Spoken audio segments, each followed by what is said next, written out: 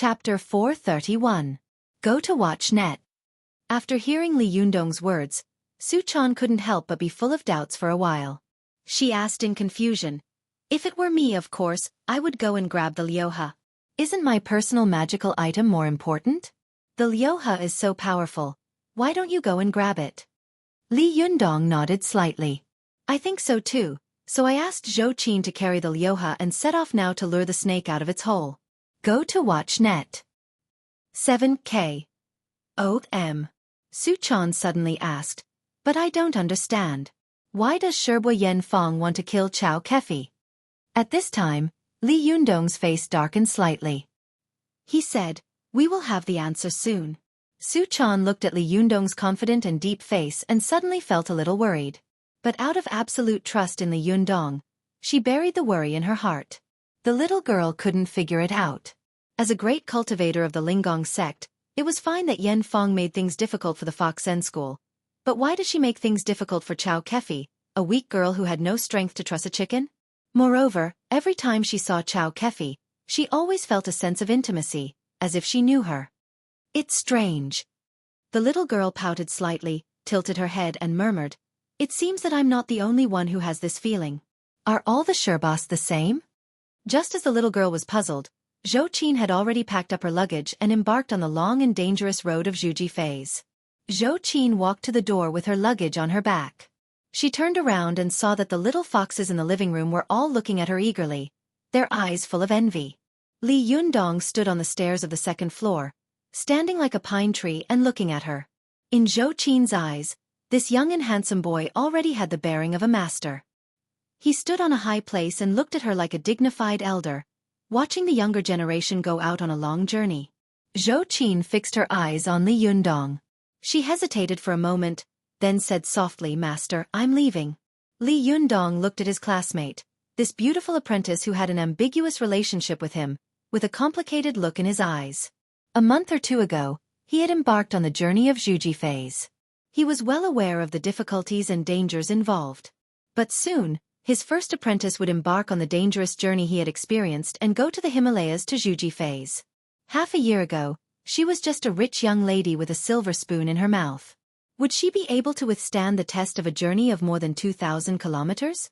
Xueqi seemed to understand Li Yundong's worried gaze. She was a little nervous, but she suddenly smiled and said, "Master, don't worry. I will definitely come back safely. What you can do, I can also do. I won't embarrass you." The worry in Li Yundong's heart was diluted by her words. He smiled slightly and nodded to her. "Then I won't see you off." Xueqi nodded, turned around, and walked out of the door, leaving only the people of the Fox Zen school in the room sighing. Xueqi phase was the most important threshold for cultivators, and there were countless variables. Even those who had cultivated the destiny connection could not predict what would happen to a person on the road to Xueqi phase. Since ancient times, there had been countless geniuses who had fallen on the road of Xueqi phase. No one knew if Xueqi would be the next one. Xueqi pulled Li Yundong's arm and whispered, "Yundong, do you think Sister Xueqi can smoothly reach the Xueqi phase? Isn't it a little difficult for her to go to such a dangerous place on her first Xueqi phase?" Li Yundong sighed softly and said, "The fragrance of plum blossoms comes from the bitter cold. Xueqi is proud and arrogant. A person like her is not suitable to be cultivated in a warm room. She should face the cruelest and most dangerous challenges in the world. Only in this way can she complete her transformation and become a great cultivator. I believe that she can get through this challenge, and I also believe that she can defeat herself."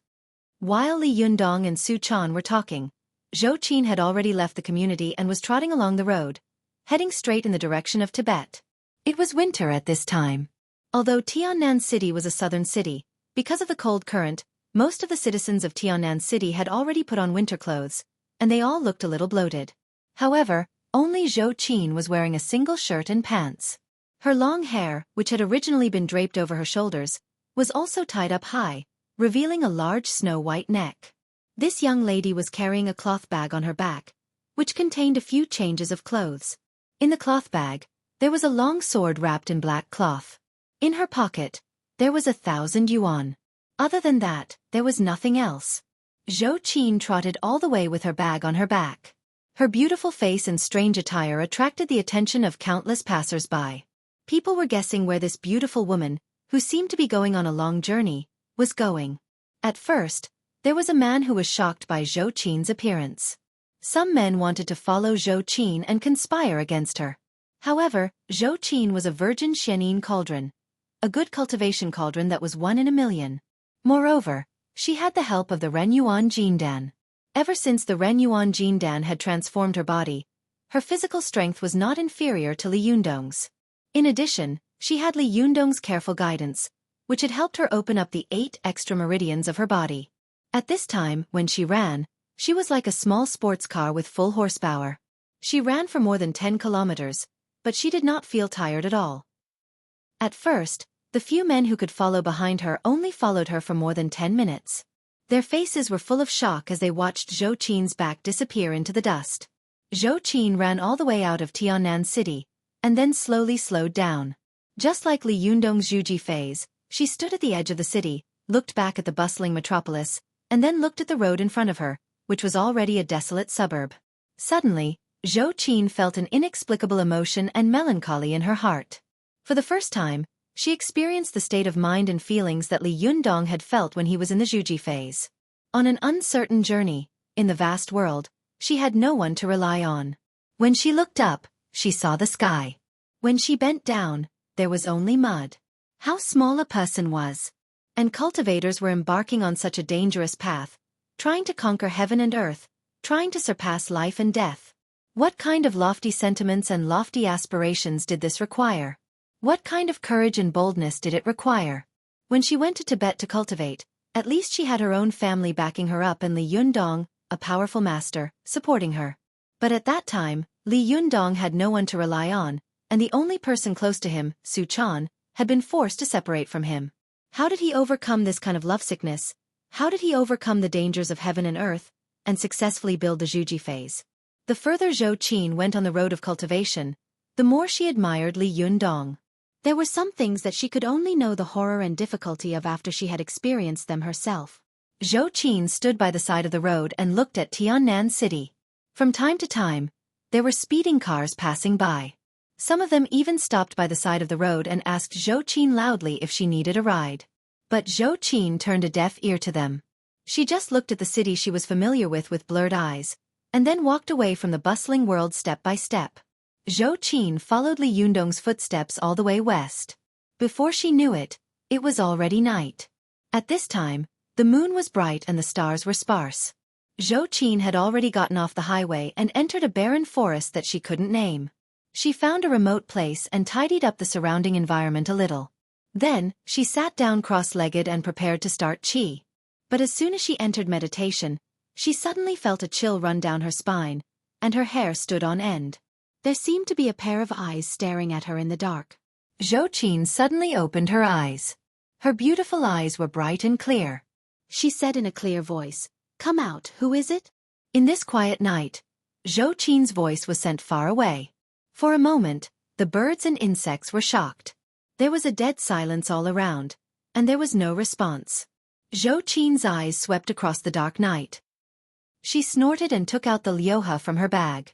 She sneered and said, "Still not coming out? Do you want to force me to release my powerful magical weapon? This magic weapon of mine was personally passed down to me by my master.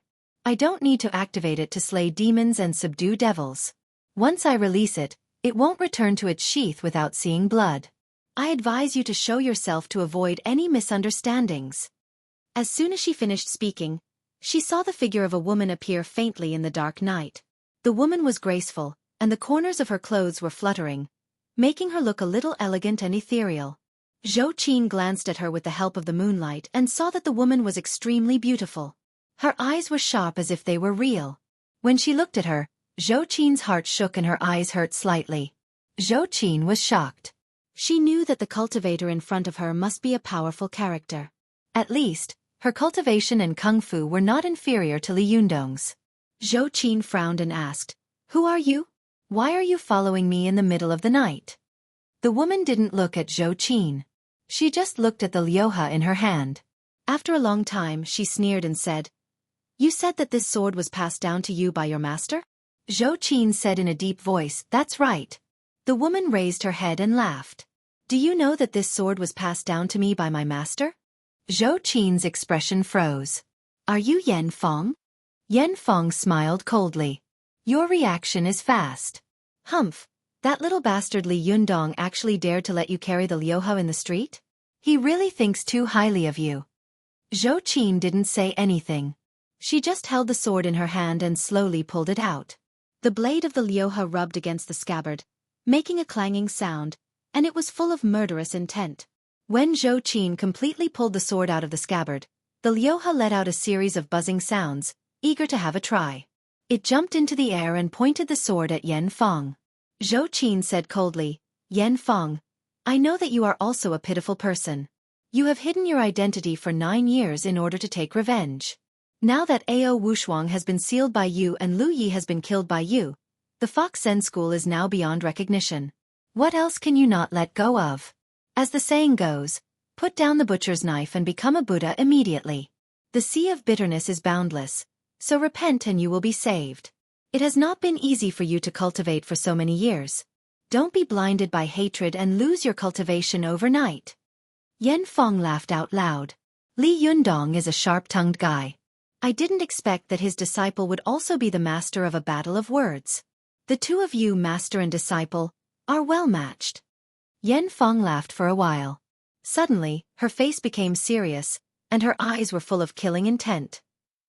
She said ferociously, "Xueqi, don't think that you can talk to me with a straight back just because your background is strong enough. Let me tell you, you are now a cultivator. If I kill you, I won't be punished by heaven. Moreover, this powerful magical weapon was originally mine. Your master had the cheek to take it for himself. Today, I am just returning it to its original owner." Xueqi retorted sarcastically without showing any weakness. "The magical weapons in the world belong to those who can. You can't protect your Dharma artifact, yet you say such sour words. Can you even be considered a cultivator?" Yan Feng couldn't help but be furious. She shouted, "The magical weapons in the world belong to those who can. Then I'll take them back today."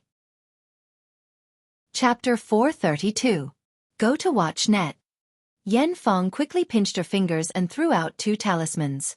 These 2 talismans flew in the air and burned by themselves. Then the flames of the 2 talismans continued to grow, and 2 golden people quickly emerged from the flames. Go to watch net. Xueqi saw that these 2 people were covered in golden armor. One was holding a steel whip, and the other was holding an iron tower. They looked dignified and awe-inspiring, like gods who had descended to the world. This was the first time in her life that she had fought with others. Xueqi couldn't help but feel a little nervous. Yan Feng was such a character that she immediately noticed the fleeting uneasiness in Xueqi's heart. She laughed and said, "Are you afraid now? Humph! Do you think I can't do anything to you just because you have the liuhe in your hand? Even a good powerful magical weapon depends on the person using it. If the liuhe falls into your hands, you can only exert 30% of its power at best. You'd better surrender obediently, and I'll spare your life. I'm going to take this liuhe." Xueqi pinched her arm hard with her fingers. She took a deep breath and gradually calmed her pounding heart. With a shake of her arm, she shook off the bundle behind her. She grabbed the chiware in one hand and the Vulcan's whip in the other. Her sharp eyes pierced through the 2 golden-armored warriors and stared at Yan Feng. Seeing her like this, Yan Feng couldn't help sneering and saying, "You really won't shed a tear until you see the coffin. You haven't even reached the Xueqi phase, and you don't have any spiritual power at all. If you were to use this chainsaw Vajra wheel, it would be a powerful magical weapon, but if you use it now, be careful not to hurt yourself." Xueqi didn't talk nonsense with her. She shouted loudly, holding the Vulcan's whip like a halberd. She pointed at Yan Feng and shouted, "Liuhe, eliminate evil." The sword was psychic, and it had been ordered by Li Yundong to protect Xueqi. Therefore, as soon as Xueqi gave the order, the liuhe buzzed with a dragon roar and instantly split into 2 long swords. They turned into 2 beams of white light and rushed toward the 2 golden-armored warriors like lightning. The 2 golden-armored warriors also shouted at the same time. One waved the steel whip in his hand and fought with one of the liuhe swords. The other shook his arm, and the iron tower in his hand rose high. Then, in an instant, It covered all the Lioha swords that were pouncing on him. The golden-armored warrior holding the tower quickly pinched his fingers and muttered something, as if he was reciting a spell. Soon, there was a burst of red light in the iron tower, as if there were flames refining the Lioha. The Lioha was shrouded by the iron tower. Like a dragon caught in a net, it struggled wildly and made a series of rumbling sounds. The earth trembled, and from a distance, one could see a steady stream of red light emerging from the foot of the mountain. When Yanfeng saw that one of the two Lioha was entangled and the other was trapped, she immediately laughed complacently and said, "Xueqi, are you still not going to surrender?" But as soon as she finished speaking, she heard a whooshing sound in front of her. Yanfeng took a closer look and saw that it was the cold and beautiful chainsaw Vajra wheel making an ear-piercing and sharp sound of breaking through the air, quickly chopping towards her. Xueqi followed closely behind. With a shake of her arm, the Vulcan's whip in her hand rushed straight toward her face. Yanfeng was furious. She had never thought that Xueqi, a woman who had not yet reached the Xueqi phase, would dare to take the initiative to attack her. He simply didn't know the immensity of heaven and earth. Without thinking, Yanfeng grabbed the spinning Chiwe with one hand and accurately caught it in her hand. With 2 fingers of her other hand, she clamped the tip of the Vulcan's whip between her fingers. Yanfeng knew that Xueqi had not yet reached the Xueqi phase at this time. Although these 2 powerful magical weapons were powerful, they were no different from ordinary weapons at this time. That was why she dared to catch them with her bare hands. As soon as she caught them, she couldn't help feeling proud in her heart. She thought to herself, "Let's see what else you can do." As soon as this thought came to Yanfeng's mind, she saw Xueqi suddenly let go of the Vulcan's whip in her hand. With a stomp of her feet, she rushed to her like a cannonball and fiercely stabbed her eyes with 2 fingers. Yanfeng was shocked and angry. She hadn't expected that Xueqi would be so fierce that she would dare to fight hand-to-hand with her. What she didn't know was that Xueqi had seen Li Yundong fight hand-to-hand with others several times. That was why she was shocked by Li Yundong's amazing skills and developed a strong curiosity about him. That was why she slowly fell in love with this boy. As the saying goes, like teacher, like disciple. Li Yundong was a cultivator who was very good at hand-to-hand combat. He had defeated the strong several times and turned defeat into victory by relying on his indomitable hand-to-hand combat skills. As Li Yundong's eldest direct disciple, Xueqi naturally inherited Li Yundong's fierce style. Moreover, she was resolute and courageous. She didn't make a move, but when she did, she immediately used a cruel and fierce killing move. Li Yundong knew that Xueqi was going to go on a long journey. He was afraid that Xueqi would run into people with bad intentions along the way, so before leaving, he specially taught her some self-defense skills. The most vulnerable part of a person's body was not the genitals, nor the temples, but the eyes. Cultivators could cultivate their bodies to become extremely strong through cultivation. Although they didn't dare to say that they were invulnerable to bullets, water and fire, their ability to resist attacks could far exceed that of ordinary people. However, no matter how powerful a person was, it was impossible for him to cultivate all his magic to a pair of eyes. People who had undergone special training were able to withstand the blows of iron hammers and even the slashes of steel knives. However, their eyes were extremely fragile. If a child used a little strength to poke their eyes, they would still be blind. Xueqi's move was to attack the enemy's death gate. It could be said that it was vicious. Although Yanfeng was an experienced cultivator, she was also shocked by Xueqi's cruelty. She immediately let go of the hand holding the tip of the Vulcan's whip and put her palm upright in front of her face. Her palm happened to be stuck between Xueqi's fingers, blocking her fingers from stabbing her eyes. Yanfeng hated Xueqi for being so vicious. Her other hand, which was holding the chakram, immediately swiped at Xueqi's waist and abdomen. As long as the sharp edge of the chakram grazed the chakram, Xueqi would immediately be cut open. But when Xueqi saw that Yanfeng was going straight to her waist and abdomen, she gritted her teeth and didn't dodge. Then, she punched Yanfeng's heart again. This punch condensed almost all of Xueqi's strength. With a whoosh, it made a faint sound of breaking through the air. In an instant, Yanfeng even had an illusion that the power of this punch was like a cannonball fired from a cannon. As long as her chest was hit, even though she had a young spirit body, she would be blown to pieces. At this time, Yanfeng couldn't help but be shocked. She knew that Xueqi was simply fighting with all her might, exchanging her life for her life.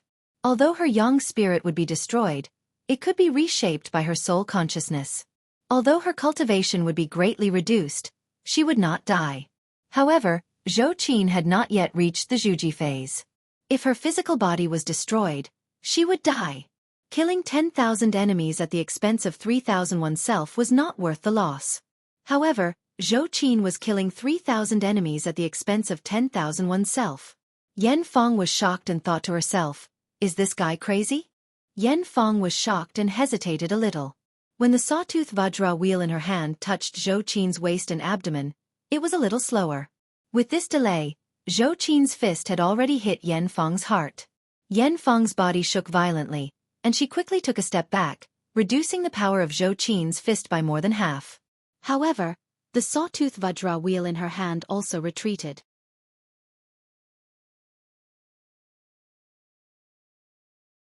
She had dozens of magic arts that could easily kill Xueqi, but because of a moment of carelessness, she was actually at a disadvantage in close combat with Xueqi.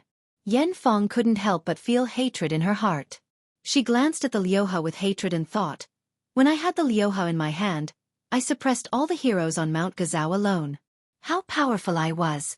Who would have thought that he would be beaten back by a little girl's chaotic punches?" But Yan Fong was, after all, an experienced cultivator. She made a prompt decision and immediately threw down the sawtooth Vajra wheel in her hand. With a stomp of her feet, her body floated more than 20 meters away in an instant. Although Xueqi was fierce, she had not reached the Xueqi phase after all, and her cultivation kung fu had not reached a higher level. Close combat was a dangerous fight. Whoever could fight harder would have a greater chance of winning. This was the saying, an inch shorter, an inch more dangerous. But Yan Fong decisively gave up the magical item in her hand. In an instant, her body floated more than 20 meters away, and the distance between her and Xueqi was widened. Xueqi wanted to chase after her again, but she didn't have such a good opportunity as before. This distance of 20 meters was like a chasm between Xueqi and Yan Fong. No matter how fast Xueqi rushed over, no matter what fierce and desperate move she used, Yan Fong could calmly kill Xueqi with her own magic.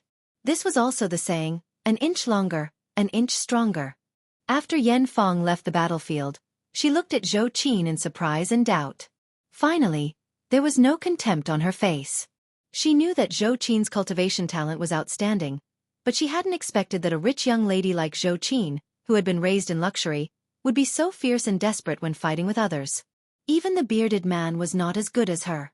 At this time, Yan Fong had vaguely regarded Xueqi as an extremely difficult enemy to deal with, and no longer regarded her as a rookie who had not yet reached the Xueqi phase. Yan Fong's face was serious, and her eyes were full of killing intent. She thought to herself, once such a person's cultivation is successful, she will definitely become Li Yundong's right-hand man, but also my own enemy. Xueqi can't be left alive. She must be killed. Groups 1 to 10 are full. Don't join them if you want to join the group. Please add 134426916. Chapter 433. Go to watch net. Once Yan Fong got serious, Xueqi would have no chance of winning. After all, sometimes the gap in strength could not be made up by risking one's life. Watch net. 7K. Oath M. This cultivator of the Linggong sect was once known as the most outstanding female cultivator in the cultivation world in the past 100 years. She had reached the Xueqi phase at the age of 12 and the Yongshan phase at the age of 14. Her talent was so high that it was a legend in the cultivation world at that time. She and Wang Yuanshan were once regarded by the cultivation world as the most enviable immortal couple. In the future, they would be husband and wife, a harmonious couple. Yan Fong of the Linggong sect was said to be unparalleled at that time. She was faintly regarded as the future #1 female cultivator in the world. But no one expected that Wang Yuanshan would eventually meet Ao Wushuang. From then on, the Linggong sect fell apart, and Wang Yuanshan disappeared. In order to take revenge, Yan Fong hid her identity for 9 years. The great reputation she had made in the past was gradually forgotten.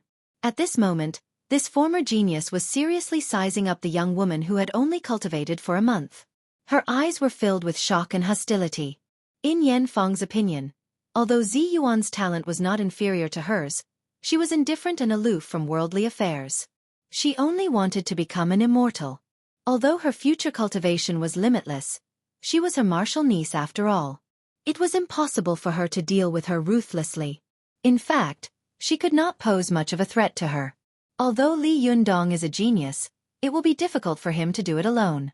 With me sniping in the dark, it will be difficult for him to carry forward the Fox Zen school. However, Yan Feng did not expect that Zhou Qin would suddenly emerge as a new force. Her talent in cultivation and fighting methods was shocking. The scariest thing was that this girl was the daughter of a wealthy family, the descendant of an official. Once she grew up, with her background and strength, she would definitely become a fearsome character in the cultivation world. When the power of cultivation was combined with royal power, the power it catalyzed was unimaginable to anyone. Yan Feng looked at Zhou Qin seriously and said slowly, "Zhou Qin, apart from Zi Yuan, you are the most talented female cultivator I've ever seen. It stands to reason that the cultivation world is declining now.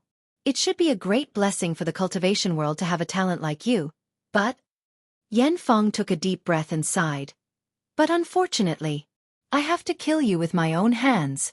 Because you are helping the wicked." Zhou Qin sneered and said, "Do you think that you are the only one in the world who is righteous and everyone else is evil? What makes you think you're doing the right thing?" Yan Feng snorted coldly and said, "I won't argue with you. If you have any last words, just say them now." It was the first time that Zhou Qin had faced such a powerful enemy. She did not panic at all. Instead, she stood tall and looked at Yan Feng calmly. She held the Vulcan's whip in one hand and the Qi Wei in the other, saying proudly, "If you have the ability, come at me." Yan Feng said, "Humph. Do you think I will give you a chance to get close to me? Let me tell you, with your current cultivation level, even 100 of you wouldn't be my match." As soon as she finished speaking, she suddenly heard an elegant and quiet voice in the dark night. "What if I'm included?" As soon as Yan Feng heard the voice, a glimmer of light flashed in her eyes. "Zi Yuan?" She turned her head and saw a woman in white slowly walking out of the night. The woman was wearing a long dress, her black hair piled up like clouds, and her figure was as ethereal as a fairy. It was Zi Yuan. There was a threatening chill in Yan Feng's voice. She said coldly, "Zi Yuan, are you really determined to go against me? Have you ever thought about what Shi Xiang would think if he knew what you had done?" Zi Yuan looked at Yan Feng with a complicated look in her eyes. She sighed softly and said, "Sherba, as the saying goes, it's better to get rid of enmity than to keep it alive. I think you'd better let go." Yan Feng raised her head and laughed. "You're talking nonsense again. You're a good person, but you're so sentimental. Zi Yuan, let me tell you, when I uncover the big conspiracy of the Fox Zen school one day, you'll know whether I'm right or wrong." Zi Yuan's face was as dark as water. She said, "Sherba, whether it's a conspiracy or not is another matter for the time being. But what did Zhou Qin do to make you want to kill her so badly that you want to kill her?" Yan Feng said sternly, "This woman can't tell right from wrong. She doesn't know good from evil. She's helping the wicked. Everyone has the right to punish her." Zi Yuan asked faintly, "Sherba, may I ask who this person is? Who was this Zhou who was helping the evildoer? Also, how did she abuse her? If you have any real evidence, please show it to me. I will not be partial to her." Yan Feng sneered and said, "Helping the wicked is a great evil. There's no need for real evidence." Zi Yuan sighed softly and said, "Sherba, this is your fault. As cultivators, we naturally have to be reasonable in our actions and words. As the saying goes, if you are reasonable, you can walk all over the world. If you are unreasonable, you can't do anything. Sherba, although you are my elder, please forgive me for being rude. You can't touch a single hair of Zhou Qin's." Yan Feng laughed angrily and said, "Good, good, good. I've long wanted to see your kung fu. I don't know if your kung fu has improved. However, to be honest, I know your Shentong kung fu very well, but do you know what kind of Shentong kung fu I've been practicing in the past 9 years? Zi Yuan said faintly, "Just now, Sherba, you used the Liujia God-inviting talisman to invite the gods to descend to the world. This kind of high-level talisman is clearly the kung fu of the Maoshan sect. I think your kung fu has already passed through the two great Taoist sects of Zhangyi and Maoshan. Even if you don't have the Liuha in your hand, you can already be called a great cultivator." Yan Feng snorted and said, "It's good that you know. Do you think that I can't do anything to you because you have a helper?" Zi Yuan suddenly smiled and said, Xueqi, do you know why I'm here? Yan Feng frowned slightly. Her eyes narrowed and she said in a cold voice. Could it be that Li Yundong arranged this?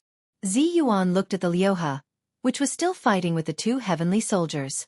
She smiled slightly and said, Xueqi, you've fallen into Li Yundong's trap of luring the snake out of its hole. The reason why he gave the Liuhe to Xueqi is that he wants her to protect herself and that he wants to lure you out. Yan Feng was not angry when she heard this. Instead, she laughed and said, what a good trick of luring the snake out of its hole. He actually used his own direct disciple as bait. This master is really competent. Seeing that Yan Feng was trying to sow discord, Xueqi snorted coldly and said, Master told me this at the beginning. Do you think I don't know how dangerous this matter is? Humph, with a thorn like you by his side, Master can't sleep or eat in peace. As long as I can get rid of you, not to mention putting myself in danger, even if I have to go through a mountain of knives and a sea of fire, I will still go through it. Yan Feng suddenly looked at Xueqi with some emotion. At this moment, she seemed to see herself in the past, the infatuated woman who could do anything for the person she loved. For a moment, Yan Feng's heart felt as if it had been overturned. She felt a trace of emotion for Xueqi, but also a trace of resonance from recalling the past. She saw that Xueqi could even give up her life for Li Yundong. If she tried to sow discord, it would really be asking for humiliation. Understanding this, Yan Feng snorted coldly and stopped trying to sow discord. She sneered and said, even if I fell into the trap of luring the snake, so what? What can you do to me? However, Zi Yuan asked back, Xueqi, you said that in order to lure you out, we painstakingly set up such a trap. How can we not have a foolproof plan? It's true that I'm not as good as you in terms of fighting. Even with Xueqi, we may not be your match, but why do you think that Li Yundong won't show up for such a big thing? Yan Feng's face changed drastically. She said in surprise, is that little bastard Li Yundong here too? As soon as she finished speaking, she saw a figure walking out of the thick night behind Zi Yuan, staring at Yan Feng fiercely. It was Li Yundong. When Yan Feng saw Li Yundong, she was slightly shocked. She gritted her teeth and said, sure enough, this little bastard is here too. Zi Yuan had a wise look on her face. She smiled and said, Xueqi, do you still have a chance of winning now?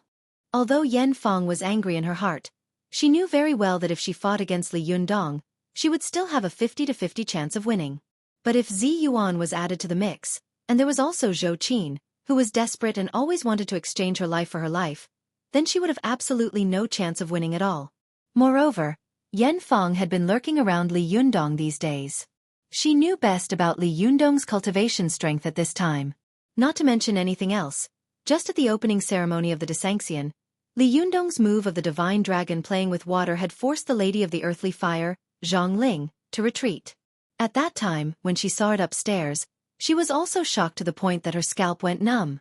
At that time, the ordinary people watching the fun in the tea house didn't know what it was. But she, Yan Feng, knew what it was. She knew how terrifying it was to be able to do this. In the face of such a powerful opponent, her momentum was really a little discouraged before the fight even started. As soon as Yan Feng's momentum weakened, Xueqi was keenly aware of it. She immediately shouted aggressively, Yan Feng, hand over the Emperor's clock and release Ao Wushuang. Otherwise, today will be the day you die. Yan Feng laughed angrily and said, how dare you, a rookie who has just entered the sect, yell at me? As she said this, she turned to Zi Yuan and sneered. Zi Yuan, do you think your plan of alerting the enemy and luring the snake out of its hole is very clever? Zi Yuan said, it's not very clever, but it works.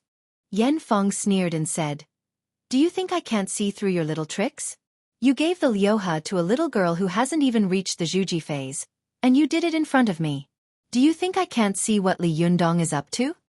Zi Yuan smiled slightly and said, even so, Xueqi, you still showed up, didn't you? The Liuhe is too important to you. You knew it was a trap, but you still jumped into it. Yan Feng laughed and said, so what if I showed up? The world is so big. I can come and go as I please. Who can stop me? Moreover, if you can use this trick of alerting the snake out of its hole, can't I beat you at your own game and use the trick of luring the tiger away from the mountain? Zi Yuan's face changed. She said, Xueqi, what do you mean by that? Yan Feng smiled proudly and said, Zi Yuan, You don't understand anything at all. Compared with the Lioha, Chao Kefi's life is more important to me. I don't want the Lioha, but she must die. Zi Yuan couldn't help but say angrily, Xueqi, Chao Kefi is just a secular mortal.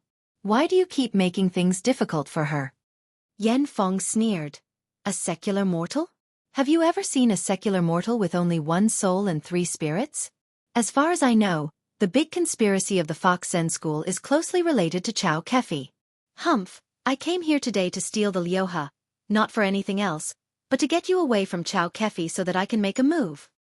Zi Yuan said, Xueqi, even if you can get us out, when you fly back, we can also fly back with you. At most, we will arrive together. How can you do it? Yan Feng laughed and said, Zi Yuan, you saw me use the talisman magic of the Maoshan sect just now. You have read all the cultivation classics since you were 13 years old.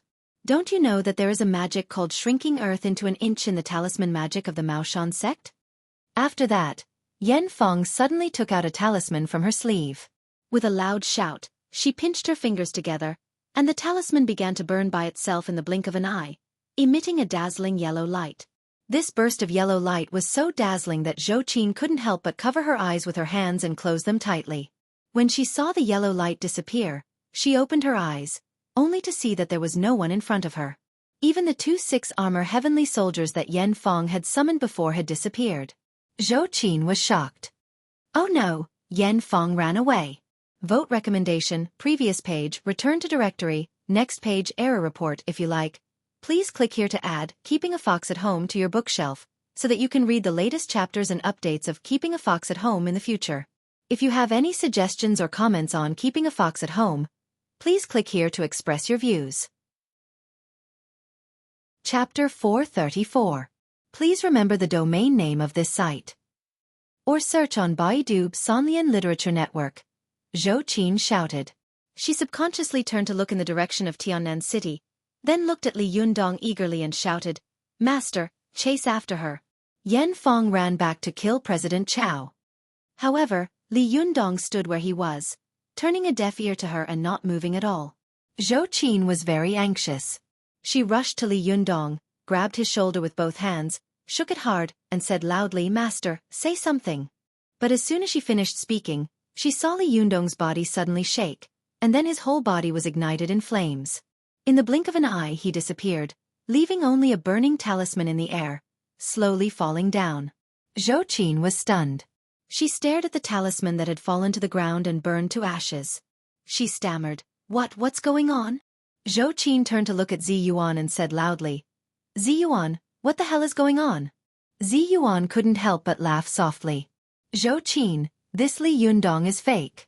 Xueqi was tongue-tied. Fake? Is this magic? Zi Yuan nodded slightly and said, Yes, this is the Liujia Yang spirit talisman. Li Yundong and I had a private discussion. We decided to set up an ambush on both sides and wait for Yan Feng to appear. However, if I appeared alone, I wouldn't be able to scare Yan Feng away. Therefore, I made a fake Li Yundong to help me. Hey, as I expected, Yan Feng immediately fell into the trap. Xueqi couldn't help but ask, But why does Yan Feng want to make life difficult for Chao Kefi? Zi Yuan frowned slightly. She frowned and thought for a while, then said, I'm not sure about this, but when I first saw Chao Kefi, I felt that this woman was too coquettish, and she only had 1 soul and 3 spirits in her body, which was different from ordinary people. Now it seems that Chao Kefi has a good relationship with the Fox Zen School, and I saw that when the Xueqi of the Fox Zen School saw Chao Kefi, they all looked shocked. Obviously, they knew Chao Kefi. Xueqi opened her mouth wide, her face full of disbelief. No way, President Chao is from the Fox Zen School? Then she is also age. The word vixen had a derogatory connotation, so Xueqi didn't say it in the end. However, Zi Yuan shook her head and said, No, if it's a fox demon body, there will be demonic qi all over her body, and I can easily detect it. But what puzzled me was that Chao Kefi didn't have a trace of fox spirit aura on her. Why did she have a connection with the Fox Zen School? Why did she only have 1 spiritual soul and 3 physical forms? This is unbelievable.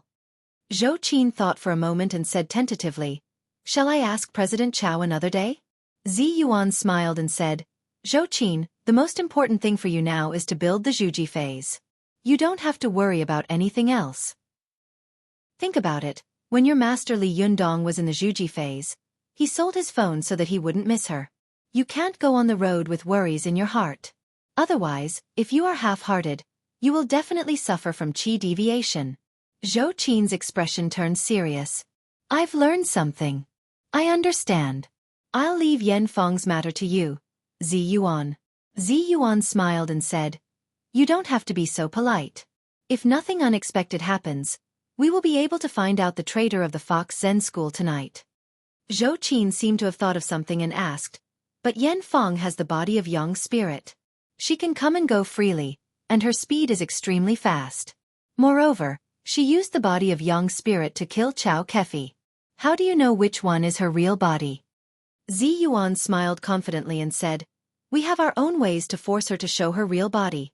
Xueqi subconsciously wanted to ask more questions, but she didn't want to show that she didn't know anything in front of Ziyuan, so she held back the question and said, I know, but it's a pity that I can't help master. Ziyuan shook her head slightly and said with a chuckle, No, you have already helped Li Yundong a lot by putting yourself in danger. Although he didn't say it, he knew it very well in his heart. Moreover, neither Li Yundong nor I can help you anymore in the future. You have to go on by yourself. Xueqi knew that Ziyuan, who was like a fairy in front of her, had once begged alms for thousands of miles and finally succeeded in the Xueqi phase after going through all kinds of hardships. She thought to herself, if Ziyuan can do it, why can't I? Thinking of this, Xueqi's chest suddenly became full of pride. She smiled and said, Please tell master to wait for my good news. I will definitely succeed in the Xueqi phase. Ziyuan nodded slightly and smiled. Then, she turned into a beam of blue light and left in an instant, leaving Xueqi alone in the night of the barren mountain. She looked up at the direction in which Ziyuan had left, lost in thought.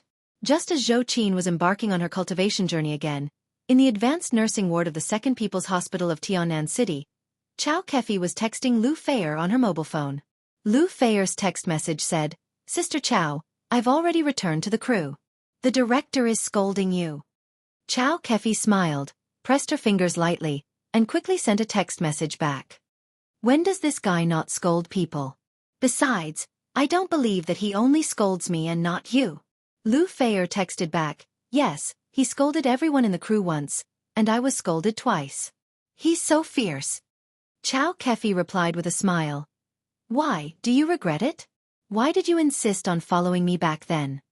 Lu Feier sent a grimacing emoji. I don't regret it. This trip has broadened my horizons. From now on, I can be considered a knowledgeable person. I know that there is a master like Li Yundong in this world, so I didn't get scolded for nothing. In my opinion, these guys in the crew are the frogs at the bottom of the well. They are all ignorant. Xueqi couldn't help laughing. You little girl. You're brilliant with a little sunshine. You've only seen him once, and you think you're knowledgeable? Do you know how he got his kung fu skills? I don't even know. I don't even dare to say that I'm knowledgeable. You little girl, aren't you afraid of blowing your own trumpet? Lu Feier replied, as the saying goes, if one hears the Tao in the morning, one can die in the evening without regrets. Seeing some things once is enough. Anyway, I think I've broadened my horizons. Xueqi scolded with a smile. Since you've achieved the Tao, then go to hell. Don't make a fool of yourself here. Lu Feier sent another grimacing emoji. Then I'm going to die. I'm going to sleep until I die. Sister Chow, you have to be careful. Don't lose your soul again. You have to ask Li Yundong to help you find your soul. After reading this message, the smile on Xueqi's face suddenly sank. This beautiful and strong woman had countless pursuers, including many outstanding business elites and handsome and sunny men. However, she had fallen for this young boy who was still a little green at first glance. Especially during the period when Li Yundong was missing, she was really lost every day. It took a long time for her to recover. It wasn't until she met him again that her soul seemed to have really come back.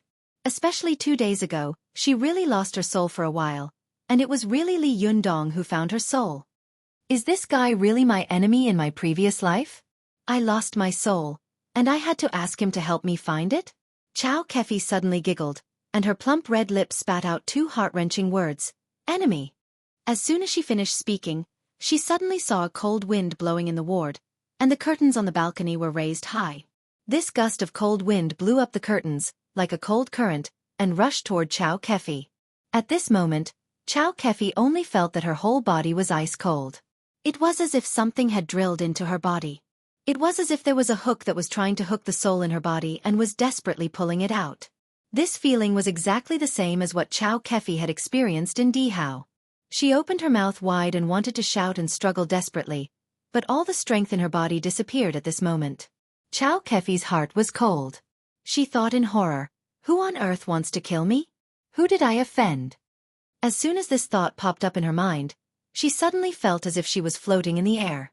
She was able to look down at her body sitting on the hospital bed.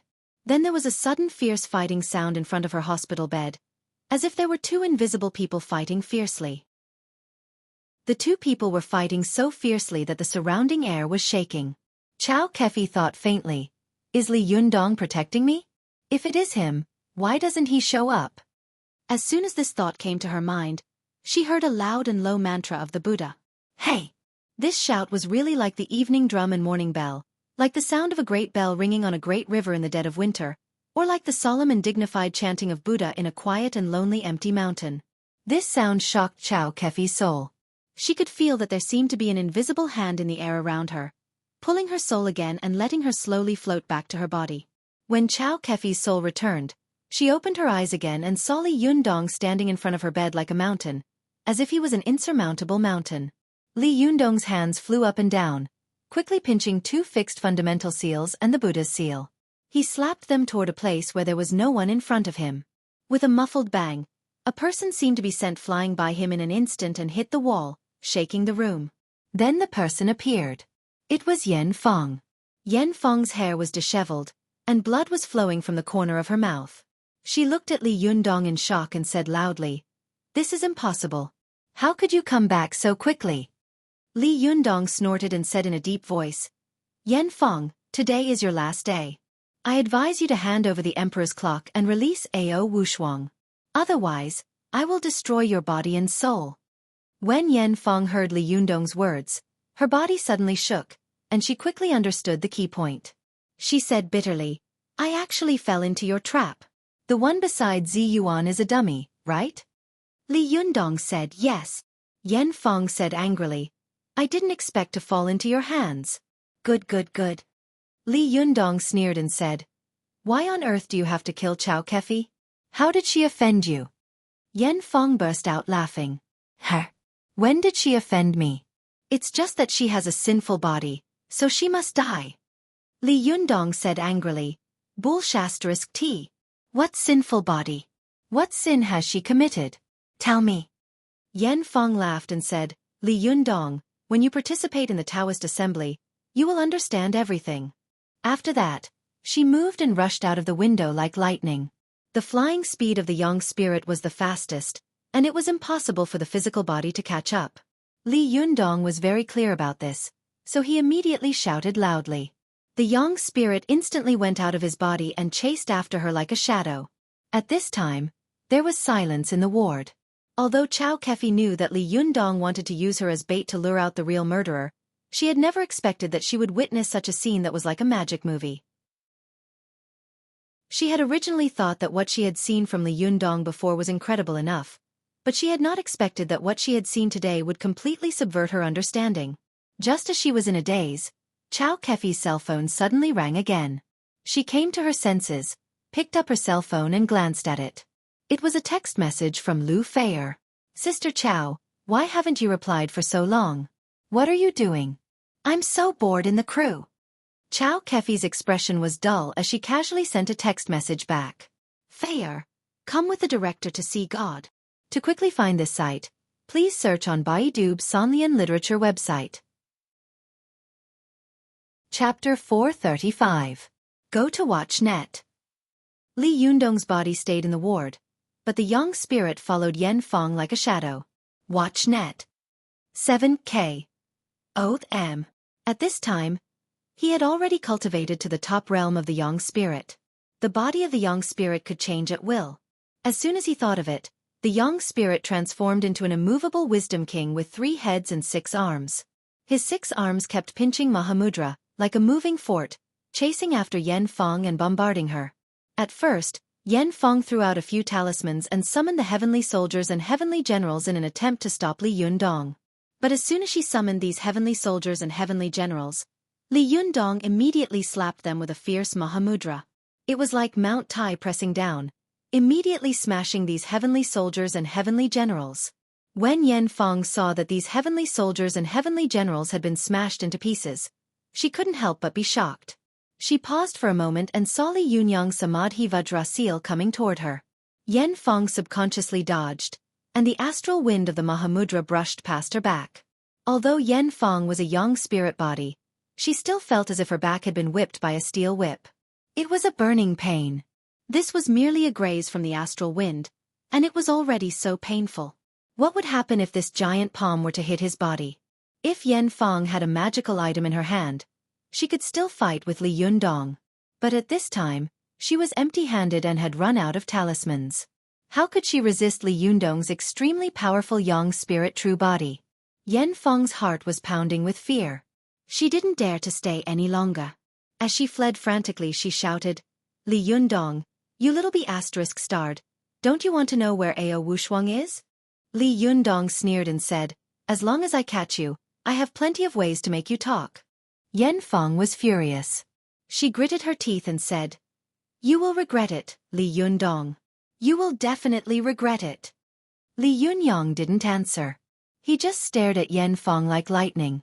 His young spirit flew quickly and kept a close eye on Yen Fong's figure. It was night time, and the two of them were flying in the air like 2 beams of cyan light. The cyan light transformed from Li Yundong's young spirit emitted a burst of golden light from time to time. These rays of light sometimes chased after each other, and sometimes entangled together, emitting a dazzling brilliance. After fighting with Li Yundong for a while, Yen Fong was shocked to find that she couldn't get rid of Li Yundong's pursuit at all. No matter how long she could run, Li Yundong could chase her.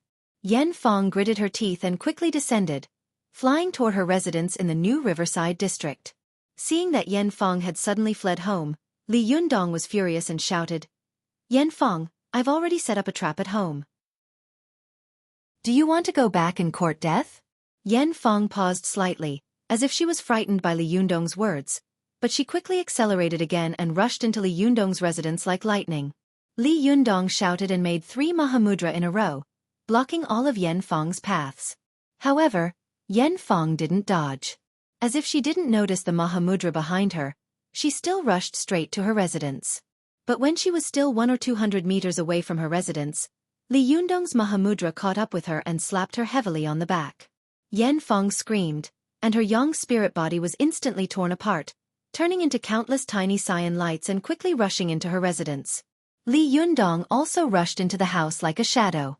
At this time, the little foxes of the Fox Zen School were watching TV in the living room. They saw a flash of cyan light, and countless tiny rays of light went straight to Chao Yi's room. Before they could react, they saw Li Yundong suddenly rush in and go straight to Chao Yi's room with a murderous look. Like a rampaging beast, Li Yundong smashed open the door of Chao Yi's room. He took a look inside and saw that the French windows of Chao Yi's bedroom were open. The curtains were fluttering in the west wind, but there was no one in the room. The little foxes watched in a daze as Li Yundong kicked open Chao Yi's room with a bang. He took a look inside, then turned his head and said coldly, "Where is your Chao Yi Sherbua?" The little foxes were so frightened by Li Yundong that they couldn't speak. Lu Yuehong, who was sitting with them, boldly asked, "Leader, what happened? Hasn't Sixth Shimi been meditating and practicing qi in her room?" Li Yundong pointed to the empty room and said coldly, "You said she was practicing qi. Where is she?" Lu Yuehong was frightened by Li Yundong's expression, which seemed to be about to eat someone. She stammered, "Isn't Sixth Shimi here? Maybe she has something to do?"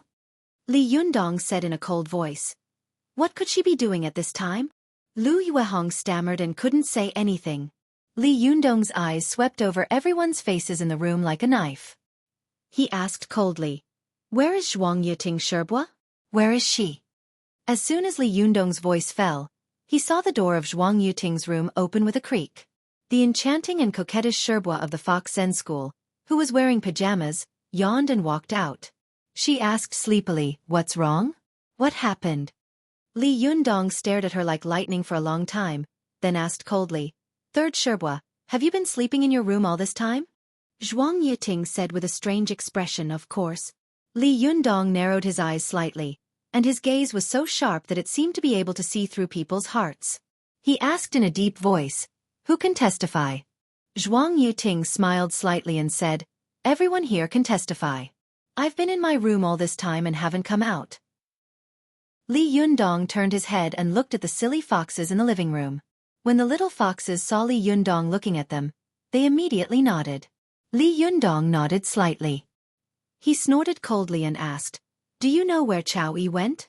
Zhuang Yiting was stunned. "I don't know her." But she quickly asked tentatively, "Leader, what happened?" Lu Yuehong, who had been keeping a low profile in the Fox Zen school, was also keenly aware that when Li Yundong addressed Xueqi, he no longer called her Sherbua Xueqi. Instead, he called her by her name.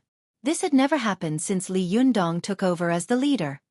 Oh no, something must have happened. An ominous thought suddenly flashed through Lu Yuehong's mind. She stood up and asked, "Leader, what happened?"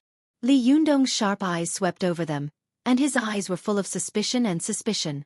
His cold eyes made the little foxes shudder, and they shivered in their hearts. At this time, Su Chan, who had heard the noise, came out of her room. She rubbed her eyes and said in confusion, "Yundong, what happened?" Hearing Su Chan's voice, Li Yundong turned his head. When his cold eyes fell on the little girl, they gradually became soft and warm. Li Yundong closed his eyes and sighed slowly. After a while, he opened his eyes and said, "There's a traitor in our Fox Zen school." The little foxes were shocked. "A traitor? Who is it?" Lu Yuehong was also shocked. "Leader, who are you talking about? Do you have any real evidence?"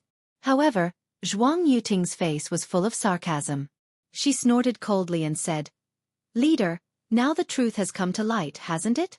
I've long said that Xueqi is a traitor." Li Yundong's face darkened and he didn't speak, but Lu Yuehong's face was full of anxiety. She glared at Zhuang Yiting and shouted, "Third Shiji, how can you say that? How could sixth Shiji be a traitor?" Zhuang Yiting smiled coldly and looked at Li Yundong. She said, "Leader has already made a conclusion in his heart. Listen to him." Li Yundong looked at the panicked little foxes. He saw that these little foxes, who were usually carefree, were now looking at him in panic, with doubts and worries in their eyes. Li Yundong sighed and waved to the little foxes, motioning for them to sit down. Then he waved to Su Chan, motioning for her to sit down beside him. After they were all seated, Li Yundong sighed softly and said, "Sherbua Zhuang Yiting is right. Xueqi is indeed a traitor of our Fox Zen school. Or rather, she is no longer the Sherbua Xueqi you know. She is just a traitor with Chao Yi's physical body, but the yang spirit of her soul is someone else's." Lu Yuehong's body swayed slightly, and her face suddenly turned pale. She had grown up with Chao Yi. Although they were not sisters, they were as close as sisters. At this time, hearing Li Yundong's words, it was like a shocking lightning strike. She said in a trembling voice, "Leader, what did you say? Who is possessing sixth Shiji?" Li Yundong looked at her sympathetically. "It's Yan Feng." The crowd suddenly burst into an uproar. The little foxes were so shocked that they all stood up, their hair standing on end. They couldn't believe Li Yundong's words, but the facts were right in front of them, so they had to believe it. The little foxes clearly remembered that it was Yan Feng who had killed their powerful little Sherbua Yi Yu in Mount Tianlong. It was also Yan Feng who had planned the plan to destroy the Fox Zen school. If it hadn't been for Li Yundong's sudden appearance, the Fox Zen school would have been wiped out by all the major sects. To them, Yan Feng was not only the name of a mortal enemy, but also a nightmarish name. None of them had expected that Mo Ashi, the Shiji they respected the most in the Fox Zen school, was actually Yan Feng. And now, Chao Yi, who had been with them day and night, was actually Yan Feng again. This was really terrifying. But what was even more terrifying was that Yan Feng had escaped again. For a moment, the little foxes all thought, since Yan Feng can attach herself to Chao Yi Sherbua, then she can definitely attach herself to me, and in the future, she can also attach herself to other Shiji and Shimi. In an instant, the little foxes looked at each other with suspicion and vigilance, as if the most familiar person around them would become the terrible Yen Fong in the next second. Seeing that the little foxes were all suspicious and wary, Li Yundong frowned secretly and said, "You don't have to worry. Yen Fong's young spirit has been seriously injured by me. Even if she escapes, she won't be able to come out and do evil for a while. If she still wants to live, she will definitely recuperate for a period of time." Li Yundong pondered for a while and said, "Moreover, the reason why Yen Fong was able to possess Xueqi is probably because Xueqi was once alone in Mount Tianlong, which gave Yen Fong the opportunity to take advantage of her. From today on, none of you can be alone. In this way, Yen Fong will definitely not dare to act rashly." Only then did the little foxes feel a little relieved, but they all frowned and looked worried. Some of them couldn't help but choke up and say, "Xueqi Sherbo was fine. How could she have become that evil Yen Fong?" As soon as someone cried, the others couldn't help but follow suit. Immediately, someone whimpered and echoed, "Leader, you have to avenge Xueqi Sherbo." Lu Yuehong also burst into tears. She knelt down in front of Li Yundong and said tearfully, "Leader, I know that you are powerful. You will definitely be able to find Yen Fong and avenge Sixth Shimmy." Li Yundong sighed and reached out to help her up. "You don't have to do this. As the leader of the sect, I also have a lot of responsibility for what happened in the sect. You don't have to say anything about this matter. I will definitely give you an explanation. From today on, I, Li Yundong, will chase Yen Fong to the end." Zhuang Yiting gritted her teeth and said hatefully, "Leader, if there's anything you need, just tell me." Li Yunyang nodded at her and sighed softly. "You all go to rest. The tea house will open as usual tomorrow. No matter what, this thorn in our flesh has finally been pulled out. We can live a stable and leisurely life for a while." After hearing Li Yundong's words, the little foxes wiped their tears and went to their rooms. Lu Yuehong and Zhuang Yiting also said goodbye and went into their rooms. Seeing that everyone around had left, Su Chan's face was full of sadness. With tears in her eyes she whispered, "Yundong, Yen Fong ran away again. I'm afraid she won't show up again this time. Will we not be able to find my master's whereabouts?" Li Yundong gently stroked her black hair and said softly, "No, I'm sure that Yen Fong will definitely appear at the Taoist assembly. Although her young spirit comes and goes very quickly, I have already found a way to deal with her." Su Chan raised her head and looked at Li Yundong with tears in her big black eyes. She choked with doubt and said doubtfully, "Are you serious?" Li Yundong smiled and said, "Of course. Zhenren doesn't lie." The little girl wiped her tears and said with a smile, "Then I believe you." Li Yundong stroked the little girl's long hair lovingly with one hand and put the other hand behind his back. He looked meaningfully at the endless night outside the windowsill and said slowly, "Channer, just watch. It will definitely be a very lively Taoist assembly. Sorry. I just got home. There's still one more night to go."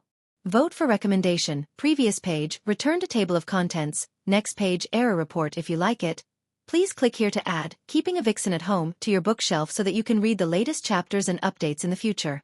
If you have any suggestions or comments on Keeping a Vixen at Home, please click here to express your views. Chapter 436. Go to Watch Net. When Zi Yuan returned to her residence, Li Yundong had already been waiting in the living room for a long time. Go to Watch Net.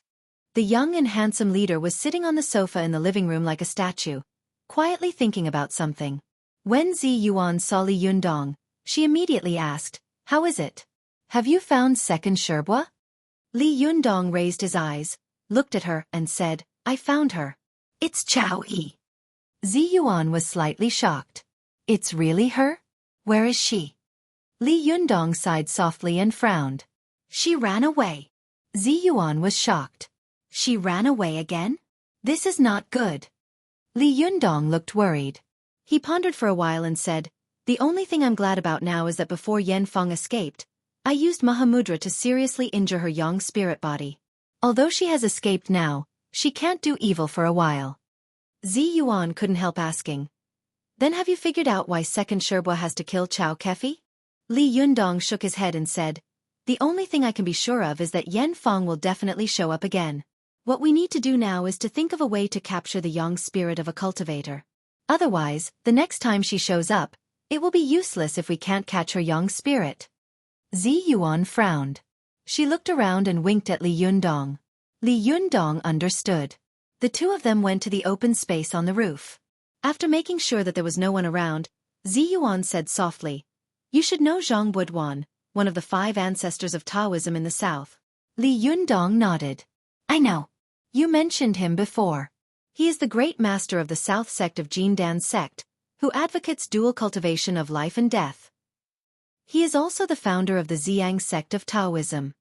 Zi Yuan nodded slightly and said, "In Zhang Buduan's Wuzhen chapter, there is a saying, 'Don't know the confusion in the mystery, but know that it is good to plant lotuses in the fire. Bring the white tiger home to raise, and give birth to a pearl like the full moon. Watch the fire of the medicine furnace, but calm the mind and let nature take its course. When the group of Yin is peeled, the elixir matures, and jumps out of the cage and lives for 10,000 years. You can be considered an expert in the cultivation world now. You should know what this cultivation poem means, right?" Li Yundong was a little puzzled as to why Zi Yuan had suddenly started talking about cultivation poems from a place that was thousands of miles away from the topic. But he still replied, "I know. The first 2 sentences of this poem refer to the kung fu of cultivators in the foundation establishment phase. Refining Niden in the Dantian real fire is like refining lotus seeds. The last 2 sentences refer to the skill of refining Niden after the Zhuji phase, and the last sentence refers to when a cultivator's Yin spirit is cultivated to a certain level, Niden will completely mature and be cultivated to the top level, that is, the Yangshan phase. Once a person reaches the Yangshan phase, he can jump out of the cage and be free from the shackles of birth, old age, sickness, and death. He can live as long as 10,000 years and live as long as heaven." Zi Yuan smiled with slight admiration and said, "That's right. You are also a person who has cultivated to the Yangshan phase. Since you understand the cultivation principle of the Yangshan, you should know that the Yangshan is the sublimation of the divine qi after it is mixed. The virtual spirit has no substance, but it has a body that is useful. When it is gathered, it will take shape, and when it is scattered, it will become qi. If you want to capture the yang spirit of a person in such a realm, it will be more difficult than ascending to heaven. Unless..." Li Yundong was a little discouraged at first, but when he heard the last part, he became spirited again and quickly asked, "Unless what?" Zi Yuan thought for a moment, hesitated for a moment, then said, "Unless there is a special magical item and a special magic circle." Li Yundong asked, "What special magical item and magic circle?" Zi Yuan said, "In fact, you have seen this magical item before. It is the burning thumb pot that Du Fei wanted to exchange with you for the Renyuan Jin Dan." Li Yundong was slightly surprised. "The burning thumb pot? You mean the magical item of Taoism?" Zi Yuan nodded and said, "That's right. This is a very powerful and famous magical item of Buddhism. In fact, Du Fei was also very cunning to exchange it with you. Because he is a Taoist cultivator, he can't use Buddhist magical items, so he sold this magical item to you at a low price. Holding this magical item is tantamount to throwing a bright pearl into the dark, and it is easy to attract the covetous eyes of Buddhist cultivation masters. But if this magical item falls into your hands, it will definitely be like adding wings to a tiger." Li Yundong said curiously, "After talking for a long time, you still haven't told me what this magical item is used for. How can it capture the yang spirit of a cultivator?" Zi Yuan laughed and said, "The burning thumb pot is a powerful magical item that Fa Hai used to subdue demons. When it is taken out, not only can it release a powerful Buddhist power to deter demons and evil qi, but it can also capture the spiritual qi between heaven and earth. In the past, Fa Hai relied on the burning thumb pot to deter demons and evil qi, as well as the characteristics of capturing the spiritual qi between heaven and earth. That's how he was able to subdue the 1,000-year-old white snake." Li Yundong couldn't help but ask, "Didn't Du Fei say last time that this was a romance? Why does it sound like it's a serious matter?" Zi Yuan smiled and said, "The legend of the white snake is a romance that portrays Fa Hai as the villain. But in fact, in the history of the cultivation world, Fa Hai is a famous demon exorcist. During the Tianbao years of Emperor Xuanzong of the Tang dynasty, Prime Minister Pei Xiu wrote a poem at that time. The poem said, 'Sending a son into the void with sorrow, one should plant good roots after a long time.' This poem is about his son, Fa Hai. Therefore his son Fa Hai is also known as Pei Tuchuo, and these records are quoted from the southern Tang monk Ingji's Tuchuo rock records. Jinshan used to be called Fuyu, because Pei Tuchuo obtained gold in the river. In the 21st year of Zhan Yuan Tang, Commander Li Qi reported to the court and gave it the name Jinshan. At the same time, the Jinshan annals also recorded, the Python Cave on the side of the right peak is steep and dangerous, about 4 or 5 feet deep. In the past, a white python appeared to bite people, and Pei Tuchuo subdued it and obtained the gold to rebuild the blue. The Song dynasty poet Zhang Shongying wrote a poem. Half a stone room is a meditation place, and it is not easy to gain fame. The white python turned into a dragon and returned to the sea, leaving the old Tuchuo in the rock. Speaking of this, Zi Yuan said with a smile, "From this, it can be seen that the matter of Fa Hai subduing the white snake is true." Li Yundong watched as Zi Yuan recounted these historical allusions as if they were her family treasures. She was really knowledgeable, which was amazing. He secretly sighed at Zi Yuan's erudition and said, "I see. The yang spirit is a spirit body, and its spiritual qi is extremely powerful. The burning thumb pot has the power to capture the spiritual qi of heaven and earth, so as long as the yang spirit gets close to it, the spiritual qi of the yang spirit will be automatically absorbed?" Zi Yuan nodded and praised, "Yes, that's right.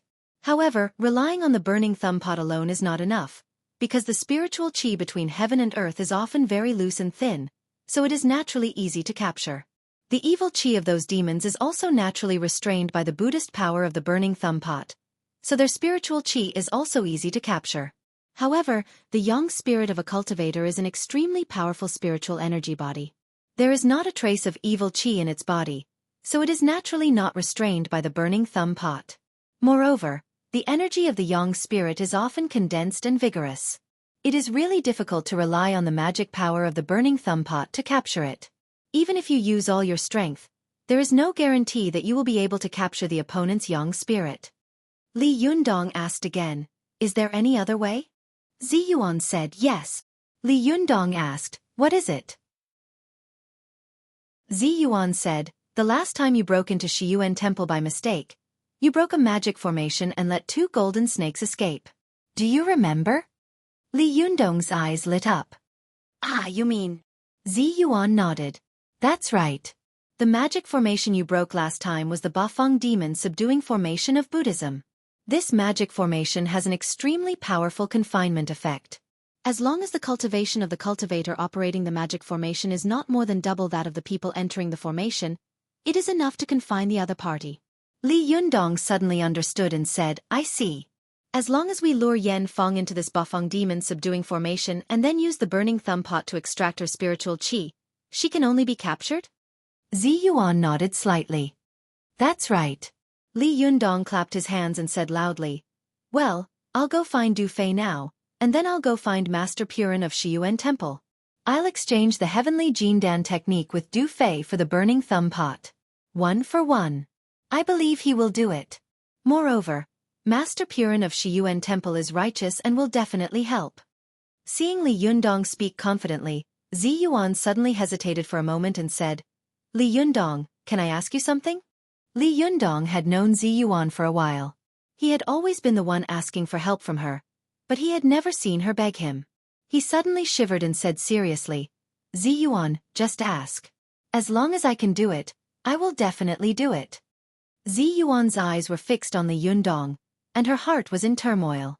It could be said that she had watched Li Yundong grow up bit by bit from a layman.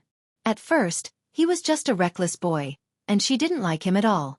But now, the speed of Li Yundong's growth was extremely astonishing. Even when her Shebwa saw him, she didn't dare to fight him and ran away in a panic. Zi Yuan knew that her idea was tantamount to putting a noose around Yan Feng's neck. All that was left was for Yan Feng to deliver herself to Li Yundong. Then, as soon as Li Yundong twisted the rope, Yan Feng would not be able to escape. Although Zi Yuan believed that Yan Feng had entered the devil's way and was blinded by hatred, she still couldn't bear it. After all, she was her Shebwa. Zi Yuan said softly, "Li Yundong, can you promise me that if Yan Feng is willing to let go of her past grievances and hand over Ao Wushuang, can you let her go?" Although Li Yundong had already guessed what Zi Yuan wanted to say, he still hesitated when he heard this. After a while, he raised his eyes and said seriously, "Zi Yuan, you can be said to be half a teacher of mine. If I really catch Yan Feng and she is willing to give up and hand over Ao Wushuang, I can let her go." This is also a repayment for your kindness. Zi Yuan sighed softly and said, Then I thank you on behalf of the Linggong sect. No matter what, she is my sherbwa. I appreciate your kindness very much if you are willing to let her go. Li Yundong smiled and said, However, I think she is a person who will not give up until she sees the coffin. She is very likely not to give up. Zi Yuan was worried and frowned slightly. Then there's no other way. This is her life, and also the life of our Linggong sect.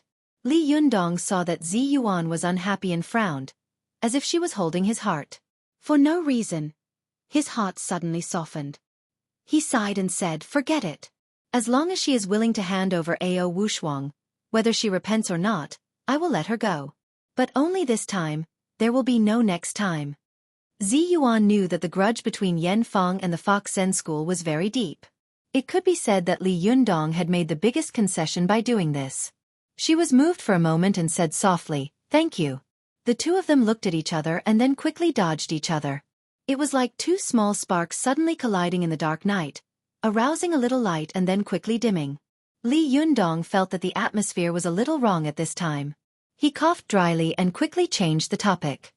By the way, I have another very important thing to trouble you with. Zi Yuan had been worried that Li Yundong and her sherbwa would fight to the death. She was in the middle and felt uncomfortable. At this time, with Li Yundong's promise, she suddenly felt as if a big stone had been lifted from her heart and she felt much more relaxed. She smiled slightly and said softly, as quiet and beautiful as an autumn leaf, Immortal Li, I will do whatever you want me to do. Alas, when I returned to Suzhou today, I was exhausted. It was really tiring. Mother-in-law still needs to be operated on the 14th, and then I will have to go to Shanghai to take care of her. I will try to make up for it tomorrow or the day after tomorrow. See. Chapter 437. Go to Watch Network. Su Chan's beauty was like the beginning of spring. Sometimes, she was playful and lovable. Sometimes, she was charming and enchanting. Sometimes, she exuded a charm that seeped into one's bones like the endless spring rain. Sometimes, she was innocent and naive. She was like the dappled sunlight in the shallow shade of the forest, brilliant and delightful. Zhou Qin's beauty was like winter and summer. When it was bitingly cold, it was like the coldest winter. 1,000 miles of ice, without a trace of vitality. Where it was silent and heartless, there was a sad and resolute beauty. But when she was in love, she seemed to be burning hot, wishing she could burn herself to ignite the other party and warm the other party. The beauty of Zi Yuan was like the quiet autumn. When she was serious, it was as if autumn was near in the sky, and the moon was clear on the earth. Her whole body exuded a kind of otherworldly elegance. But when she smiled lightly, it was like osmanthus in 3 autumn, and lotus blossoms in 10 miles, which made people feel relaxed and dazzled. It was not the first time that Li Yundong had seen Zi Yuan smile at him, but this time, Zi Yuan's smile made his heart beat faster. At this moment, for no reason, a poem appeared in Li Yundong's mind. Sparse shadows slanting across the clear water, faint fragrance floating in the moonlight at dusk.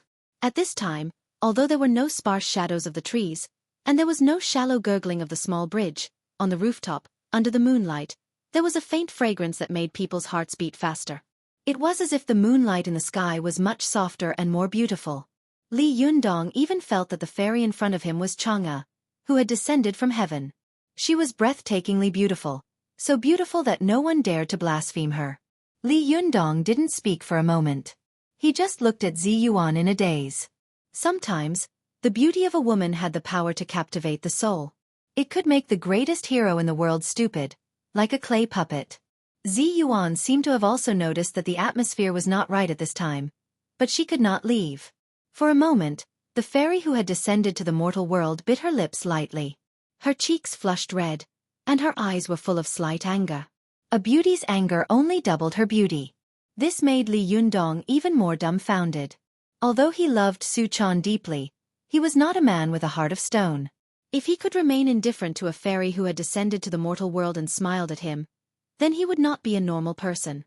Zi Yuan felt a little uncomfortable under Li Yundong's gaze. She only felt that wherever Li Yundong's gaze fell on her body, that place would feel numb and itchy, just like the last time she and Li Yundong had been tied together. And in this numb and itchy feeling, there was a strange feeling that made people's hearts ripple.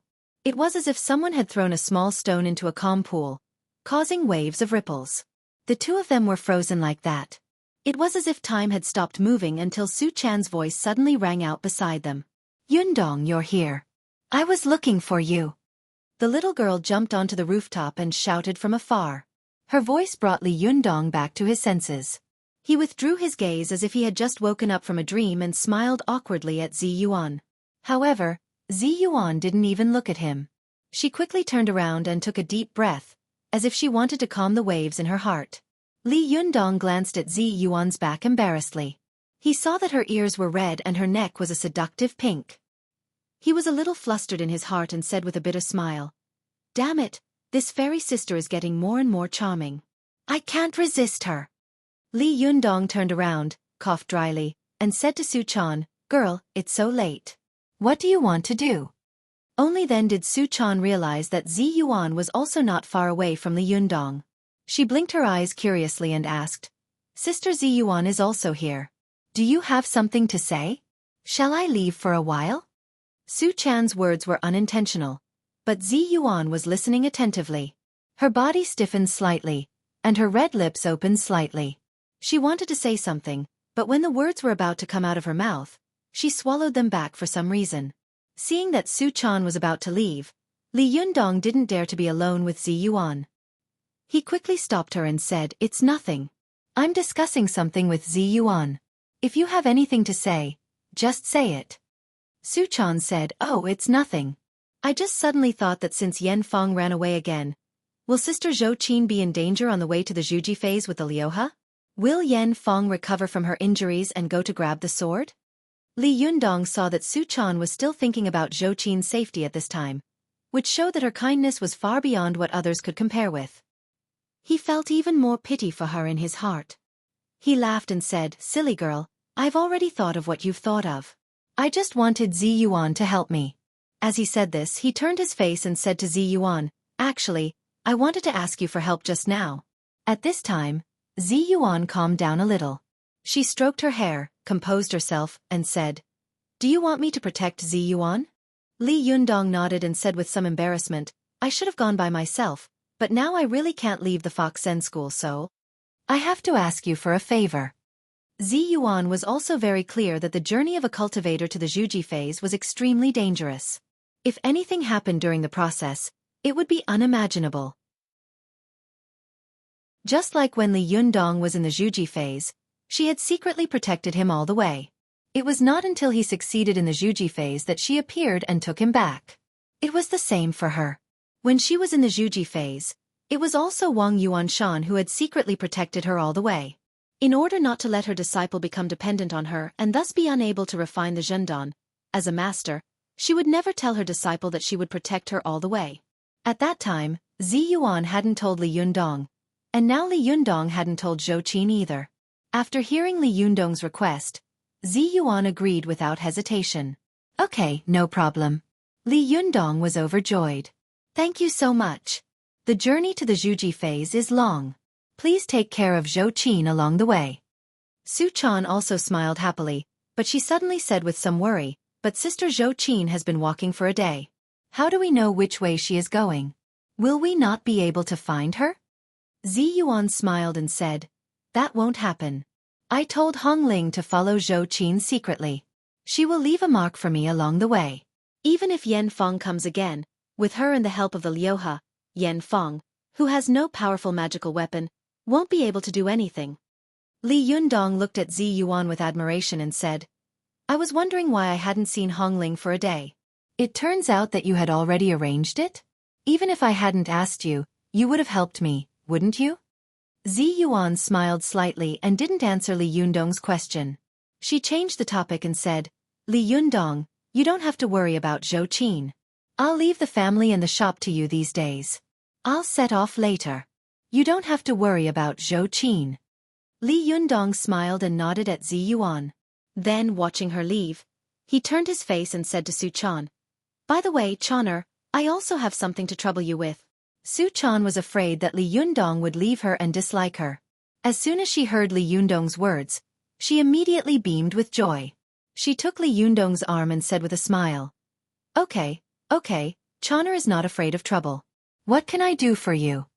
Seeing the little girl's angry and happy appearance, Li Yundong's heart ached for her. But he was still a little worried and said, but you have to promise me first. You can't be a hindrance. Otherwise, I won't be able to go out at ease. Xueqi suddenly became nervous. She grabbed Li Yundong's hand tightly and said, Sir, are you going out? Aren't you going to take a girl with you? Li Yundong chuckled. He stroked the little girl's hair with his hand and said softly, Silly girl, I'm going out to do something.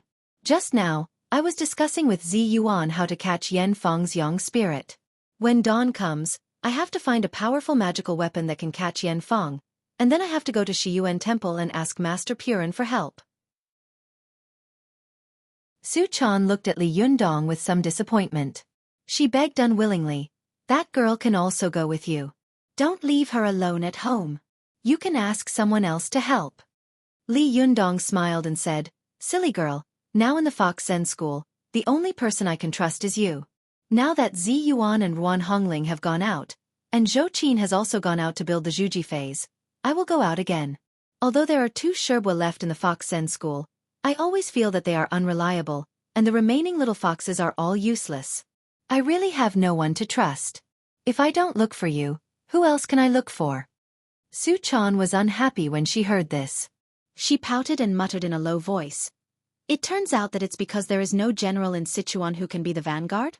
You still don't like me. If there were others, you would have looked for them, right? Li Yundong didn't know whether to laugh or cry. He pretended to be angry, pinched the tip of the little girl's nose, and shouted in a low voice, Be obedient.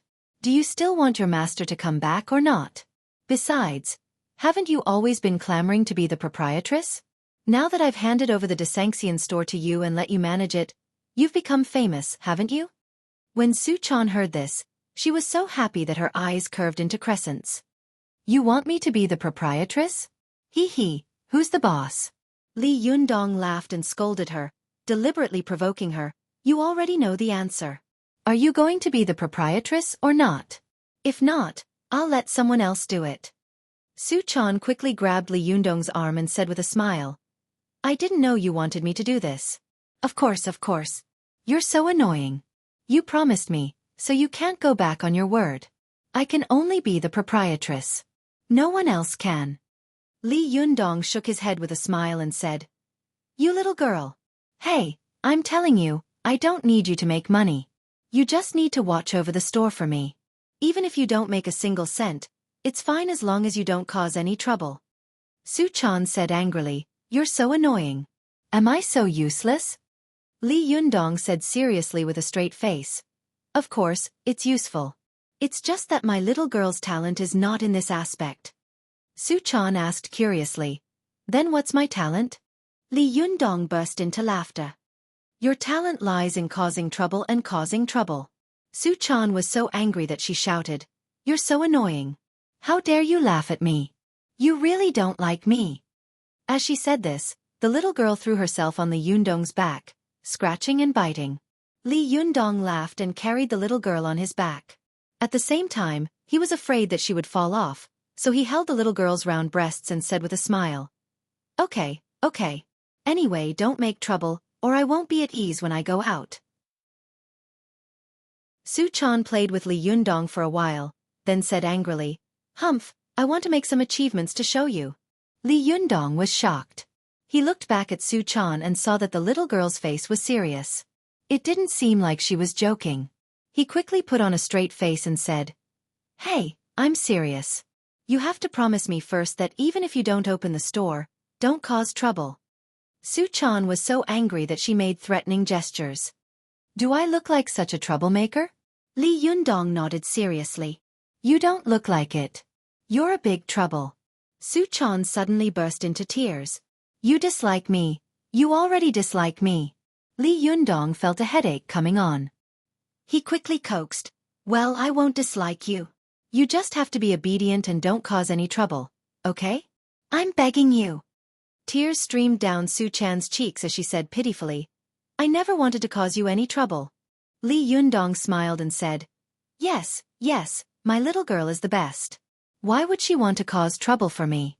You were just being careless. I say, little girl, can you be more careful this time? Even if we don't make money, don't cause trouble. We can't let anything happen to you now. Xueqi wiped away the tears on her face with her hands. She lowered her head and said in a muffled voice, I know.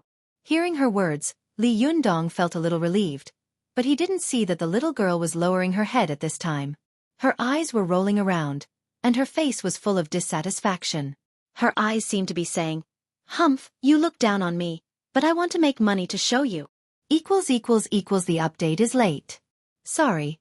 There will be another update later. See. Chapter 438. Go to Watch Network. Early the next morning, Li Yundong was ready to go out early. The little foxes also got up early. Zi Yuan had already set off to protect Xueqi, so she didn't see Li Yundong off. Go to the Watch Net. After the storm last night, the little foxes, who were usually laughing and joking, had become a lot quieter. Their sect had changed a lot, and they had all become a little listless. Li Yundong saw this and sighed in his heart. Before he left, he called Xueqi to him and whispered, Choner, I'm not here, so I'll leave the sect to you. You have to show your courage and make your own decisions if there's anything you want to do. If you really can't make up your mind, you can call me. Xueqi blinked, and there was a sly look in her eyes.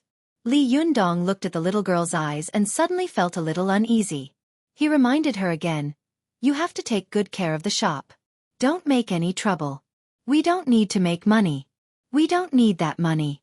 Do you understand? Xueqi giggled and pushed Li Yundong out. She urged, you're so annoying. I know. Go, go. I promise to take good care of the shop. Li Yundong was pushed out by Xueqi with both hands.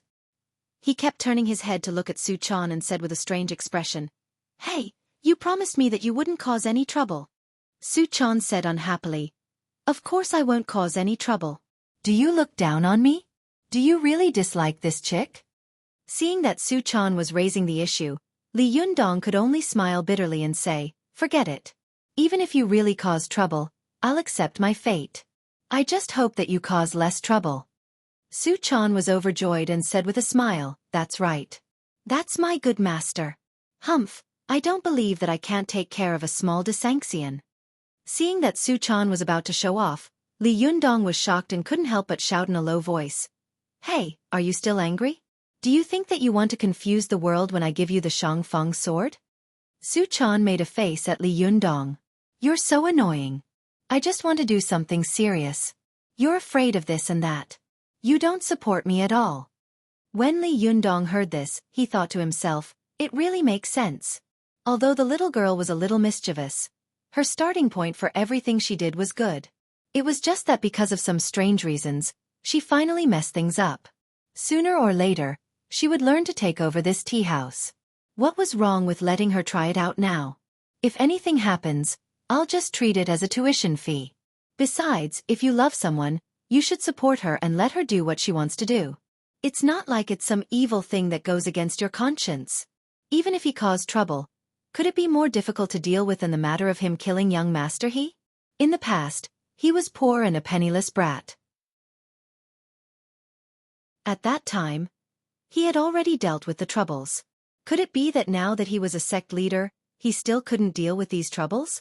Thinking of this, Li Yundong simply made up his mind. He rubbed the little girl's hair and said, Little girl, what you said makes sense. It was your master who thought wrongly. What do you want to do? Just do it. I fully support you. If it doesn't work, I'll just pretend that I never opened this Desanxian tea house. At first, Xueqi was still smiling and moved. When she heard the last sentence, her face suddenly fell. She used both hands to drive away Li Yundong's hands that were rubbing her hair. She covered her messy hair with her hands and stamped her feet coquettishly.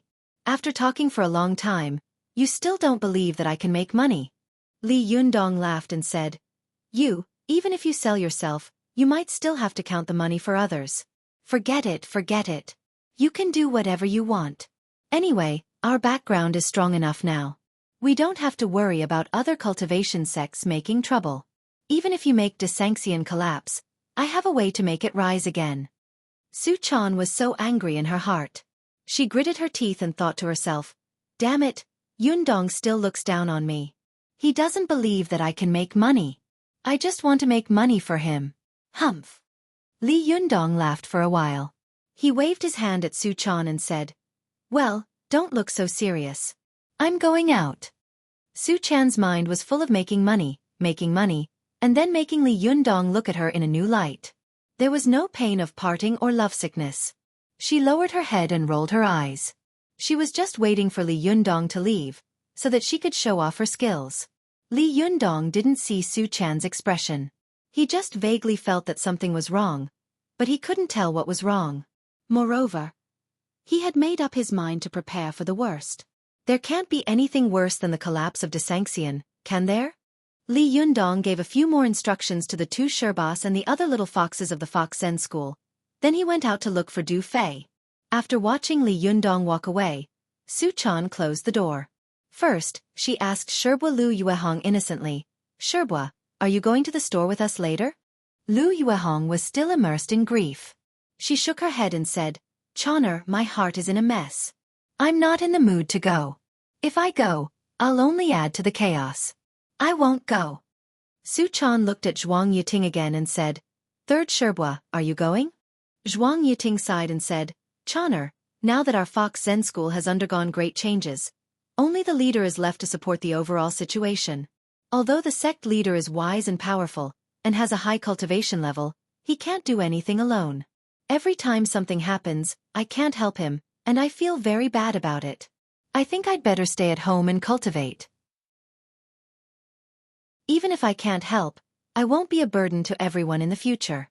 Su-chan blinked her eyes and watched the two Sherbas return to their rooms. Then she turned to the little foxes and said, What about you? The little foxes looked at each other, and one of them said, I'll also accompany third Sherbua to cultivate at home. Another said, Xueqi, I'll accompany you to the tea house. Another said, Xueqi, I'm not in a good mood. I don't want to go anywhere. Seeing them talking at once, Su-chan suddenly put her hands on her hips and shouted, All of you, shut up. In the Fox Zen school, Su-chan had always been cute and kind. She never quarreled with others, nor did she get angry with others. Her loud shout immediately startled the little foxes and made them look at each other in dismay. They didn't understand why this little girl had suddenly become so strict.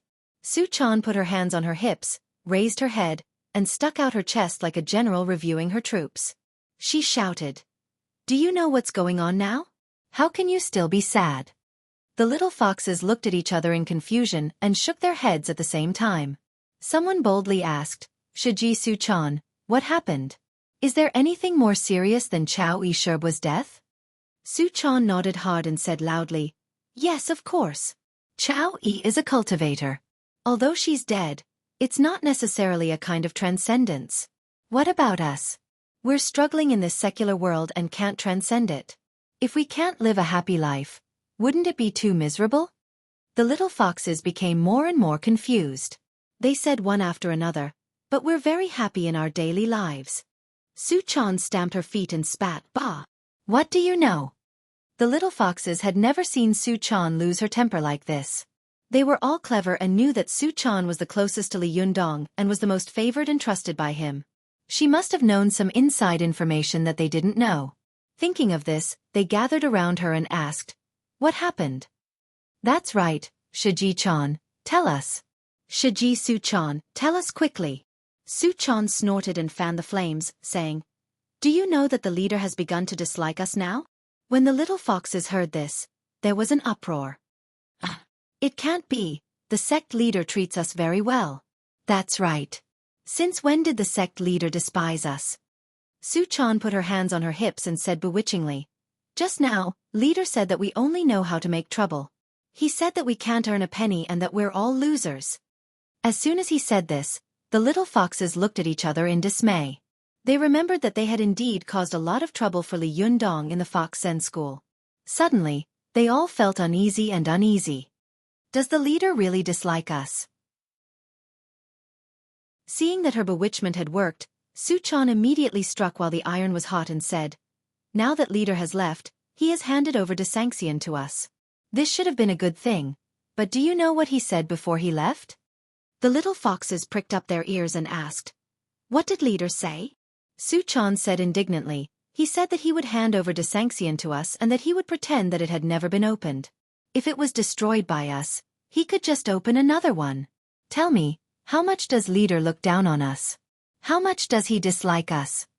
Xueqi's previous words were all made up out of nothing, but only this sentence came from the bottom of her heart. It was reasonable and well-founded, so when she said it, she seemed to be particularly righteous and credible. The little foxes were filled with resentment when they heard this. They stamped their feet and said angrily, "Leader has gone too far.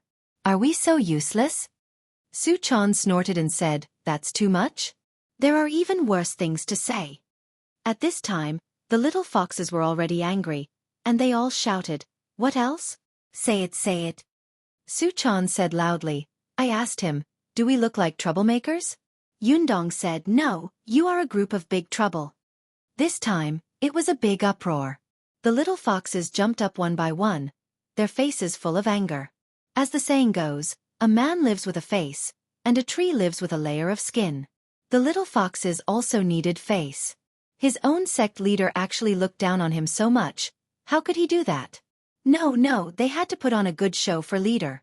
Seeing that this group of little foxes had been teased by her, Xueqi waved her hand and imitated Li Yundong's usual imposing manner when he spoke. She said carelessly, "Now that Yundong is out, he thinks that we are useless and can only cause trouble. Do you think we should prove something to him?" The little foxes were unprecedentedly unified. They said in unison, "Yes. We must prove to leader that we are not big trouble."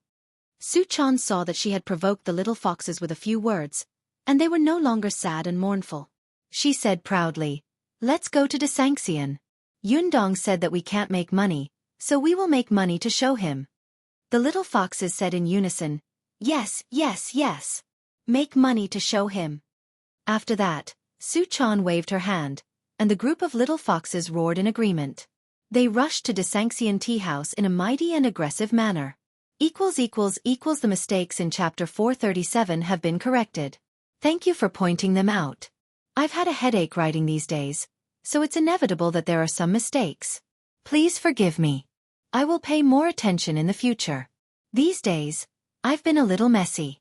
Please allow me to adjust myself. I will definitely return to my previous state. Thank you for your forgiveness.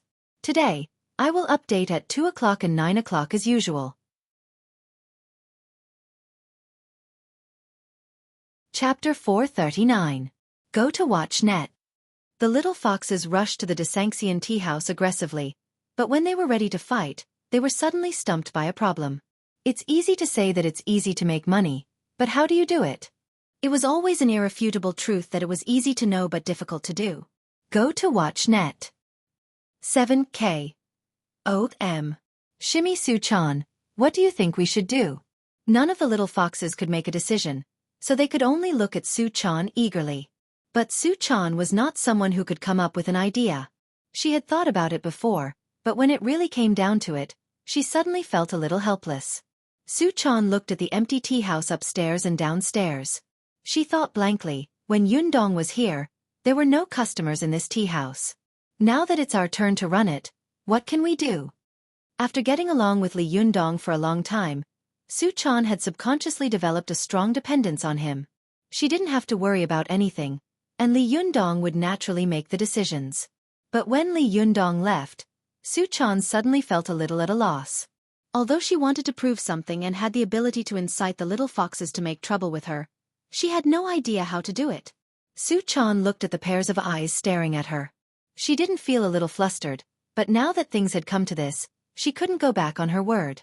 Xueqi was at a loss, so she thought about how Li Yundong had dealt with these things in the past. Soon, she had an idea and said seriously, "This Desanxian tea house doesn't belong to me alone. We have to think of a way together." When the little foxes heard this, they looked at each other and said, "Xueqi, you can make the decision." Xueqi didn't want to do it. She shook her head like a rattledrum and said, No, one person's wisdom is short, but everyone's wisdom is long.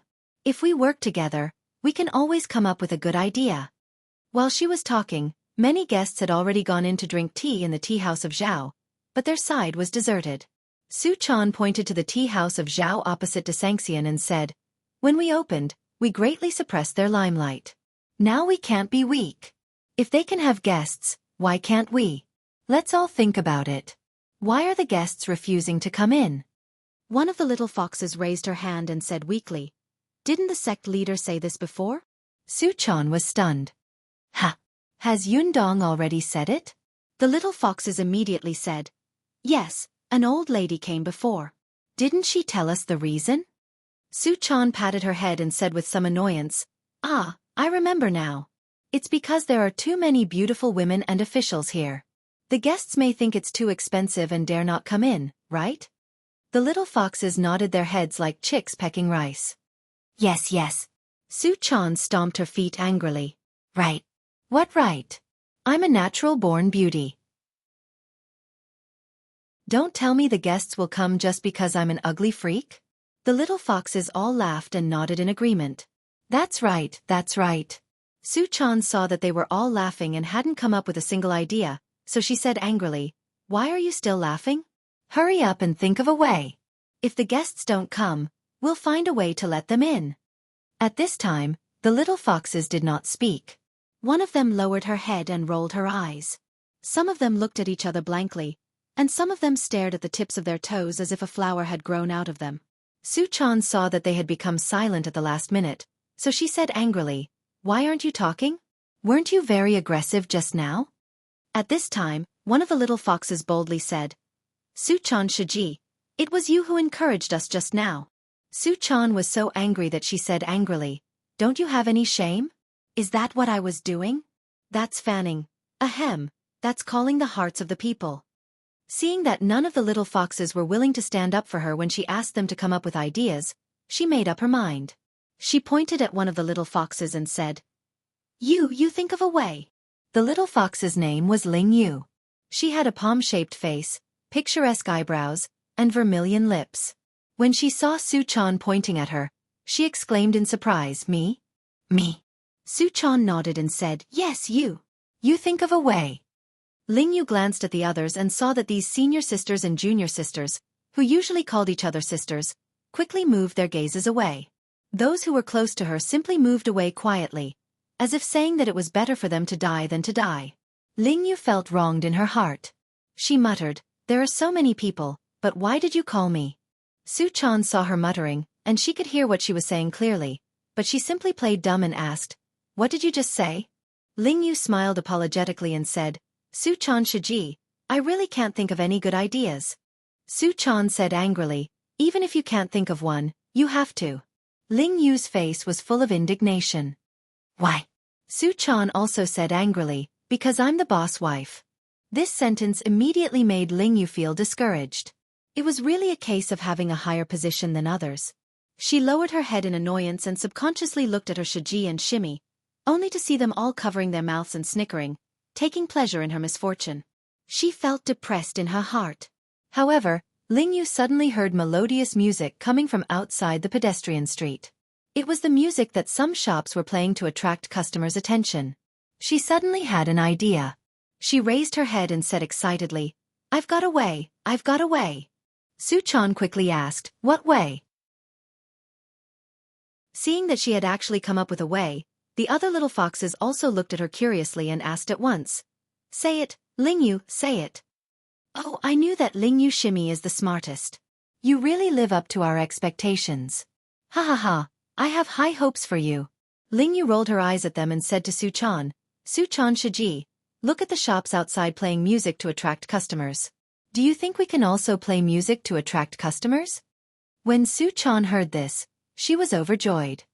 "That's a good idea." When the other little foxes saw that Ling Yu's method had been adopted, they all felt relieved. They didn't have to worry about being interrogated by Su-chan anymore. They gathered around and said noisily, "That's right, I've thought of this method for a long time. I just didn't say it out loud." Su-chan was furious. She turned her head and glared at them. "What are you talking about? I'll let you come up with another idea." This time, the little foxes immediately retracted their heads and covered their mouths, not daring to speak again. Seeing that the arrogance of the little guys had been suppressed, Su-chan turned her face and said to Ling Yu, Well, it's a good idea, but what should we play? We don't have such sound equipment. The little girl had been in the secular world for a long time, and she knew more and more things. She soon saw the difficulty of this method. Ling Yu asked tentatively, then, shall we buy one first? Su-chan was stunned for a moment. Buy one? How much? A little fox immediately raised her hand and shouted eagerly, I know. I noticed it when I went shopping last time. There are cheap and expensive ones. The cheap ones are only a few hundred yuan. Su-chan thought for a moment and said, after all, our tea house has been visited by the governor. We can't lower our status by selling such junk, can we? How much is the expensive one? If we're going to use it, we'll use the expensive one. The little fox immediately quoted the price like a machine gun. 166,888 yuan. As soon as the price was quoted, Su-chan and the little foxes gasped. Su-chan shook her head like a rattle. No, we can't afford it even if we sell ourselves. Besides, we haven't earned a penny yet. How can we spend so much money? Can we earn it back? Seeing that Ling Yu's idea was obviously going to fail, the little foxes were afraid that Su-chan would ask them again, so they began to flatter her. Su-chan, you're so right. You're really wise and intelligent. As they spoke, they pointed at Ling Yu and said, Ling Yu, look at what idea you've come up with. Ling Yu was so angry that she shouted, then come up with an idea. The little foxes immediately distanced themselves from her and drew a clear line. You came up with the first idea, so naturally you have to be responsible for the second one. To be an excellent fox spirit, you have to finish what you started. Ling Yu was furious. She bared her fangs and brandished her claws, wanting to pounce on these immoral guys. Su-chan saw that they were about to fight among themselves before they even welcomed a single guest. She hurriedly comforted Ling Yu and said, Ling Yu, your idea is good, but it's not feasible. Think of another feasible one. Ling Yu said angrily, what can I do? Su-chan Xueqi, aren't you forcing the ducks onto the perch? Su-chan coaxed her and said, I'm forcing the foxes onto the perch. Be obedient and think of another idea. When Yundong comes back, I'll ask him to give you more pocket money and not give it to these guys. Hearing this, Ling Yu was overjoyed. She clapped her hands and laughed. That's good. When the other little foxes heard this, they all said unhappily, No, how can you do this? Su-chan put her hands on her hips and said angrily, then you should also think of a way. Since it was such a big matter as pocket money, the little foxes didn't dare to neglect it. They all tilted their heads and frowned, thinking hard. After a while, Ling Yu was the first to come up with a solution. She asked tentatively, Su-chan Xueqi, since we can't afford to buy a stereo or something, why don't we just sing by ourselves? The little foxes' eyes lit up and they all shouted, Yes, I have the same idea. Yes, don't we know how to sing by ourselves? Yes, do it by ourselves. Leader said that if we do it by ourselves, we will have enough food and clothing. Su-chan was overjoyed and said, Yes, that's a good idea. But what should we sing? Ling Yu smiled and said, What else can we sing? Of course we can sing it. Anyway, we only know a few songs back and forth. Su-chan quickly asked, Which ones do you know? Without thinking, Ling Yu blurted out, Second sister Wang misses her husband. Su-chan was instantly dumbfounded. She was dumbfounded and tongue-tied. She stammered, What? Wang. Second sister Wang misses her husband? The other little foxes also said, There are others. Su-chan asked in a daze, What else? The little foxes were proud of themselves. They shook their heads and said in unison, The little widow visits the grave. Although Su-chan was a little naive, she was not a fool. When she had returned to Mount Tianlong with Li Yundong last time, she had seen Li Yundong being shocked by the songs sung by the Fox Zen school. He had almost gone crazy. Although she didn't know what was wrong with singing this song, she always felt that it was a little inappropriate to sing Second Sister Wang misses her husband, and the little widow visits the grave in such a dignified and elegant tea house. The little foxes didn't think so much. In their opinion, in this situation, they had to deal with Su-chan as soon as possible. As for their previous anger, they had long thrown it out of their minds. Li Yundong's contempt was far away, and they could slowly deal with it when the leader came back. But Su-chan was forcing them to come up with ideas, which was really killing them. Thinking of this, the little foxes all shouted, "Su-chan, don't think so much. Just sing this song." Su-chan's eyes went blank. She said in a low voice, "The tea house of Desanxian is singing second sister Wang misses her husband and the little widow visits the grave? This doesn't seem very good, does it?" The little foxes said in unison, "Good, very good. If you don't believe me, listen to us sing. I guarantee that there will be a lot of guests." Seeing that the little foxes were a little out of control, Su-chan cried in her heart, "Oh no, oh no. This is definitely not right. Something is definitely going to happen. Alas, I shouldn't have let them come up with ideas. I had thought that one person's wisdom was short, but everyone's wisdom was long. However, why did it look like one person's wisdom was long, but everyone's wisdom was short?"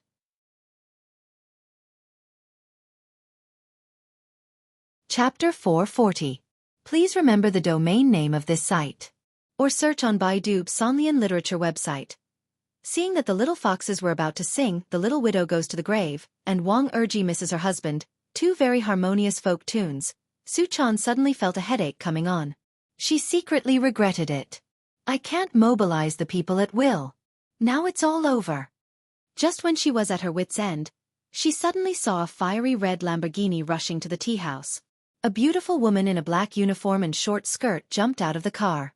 Before she entered the building, she shouted angrily, "Li Yundong, come out." Su-chan took a closer look and said curiously, "Hey, isn't this Xueqi, President Chow?" Su-chan quickly stopped the little foxes who were about to sing and greeted Xueqi as if she had seen her savior. "Oh, President Chow, why are you here? Come in, come in." Xueqi was surprised by Su-chan's enthusiasm. She was stunned for a moment and said casually, "Where's Li Yundong? Where is he? Hurry up and ask him to come out. This bastard has gone too far." Su-chan welcomed Xueqi into the tea house and sat down. She enthusiastically poured tea for her and asked, "President Chow, what did Yundong do to you?"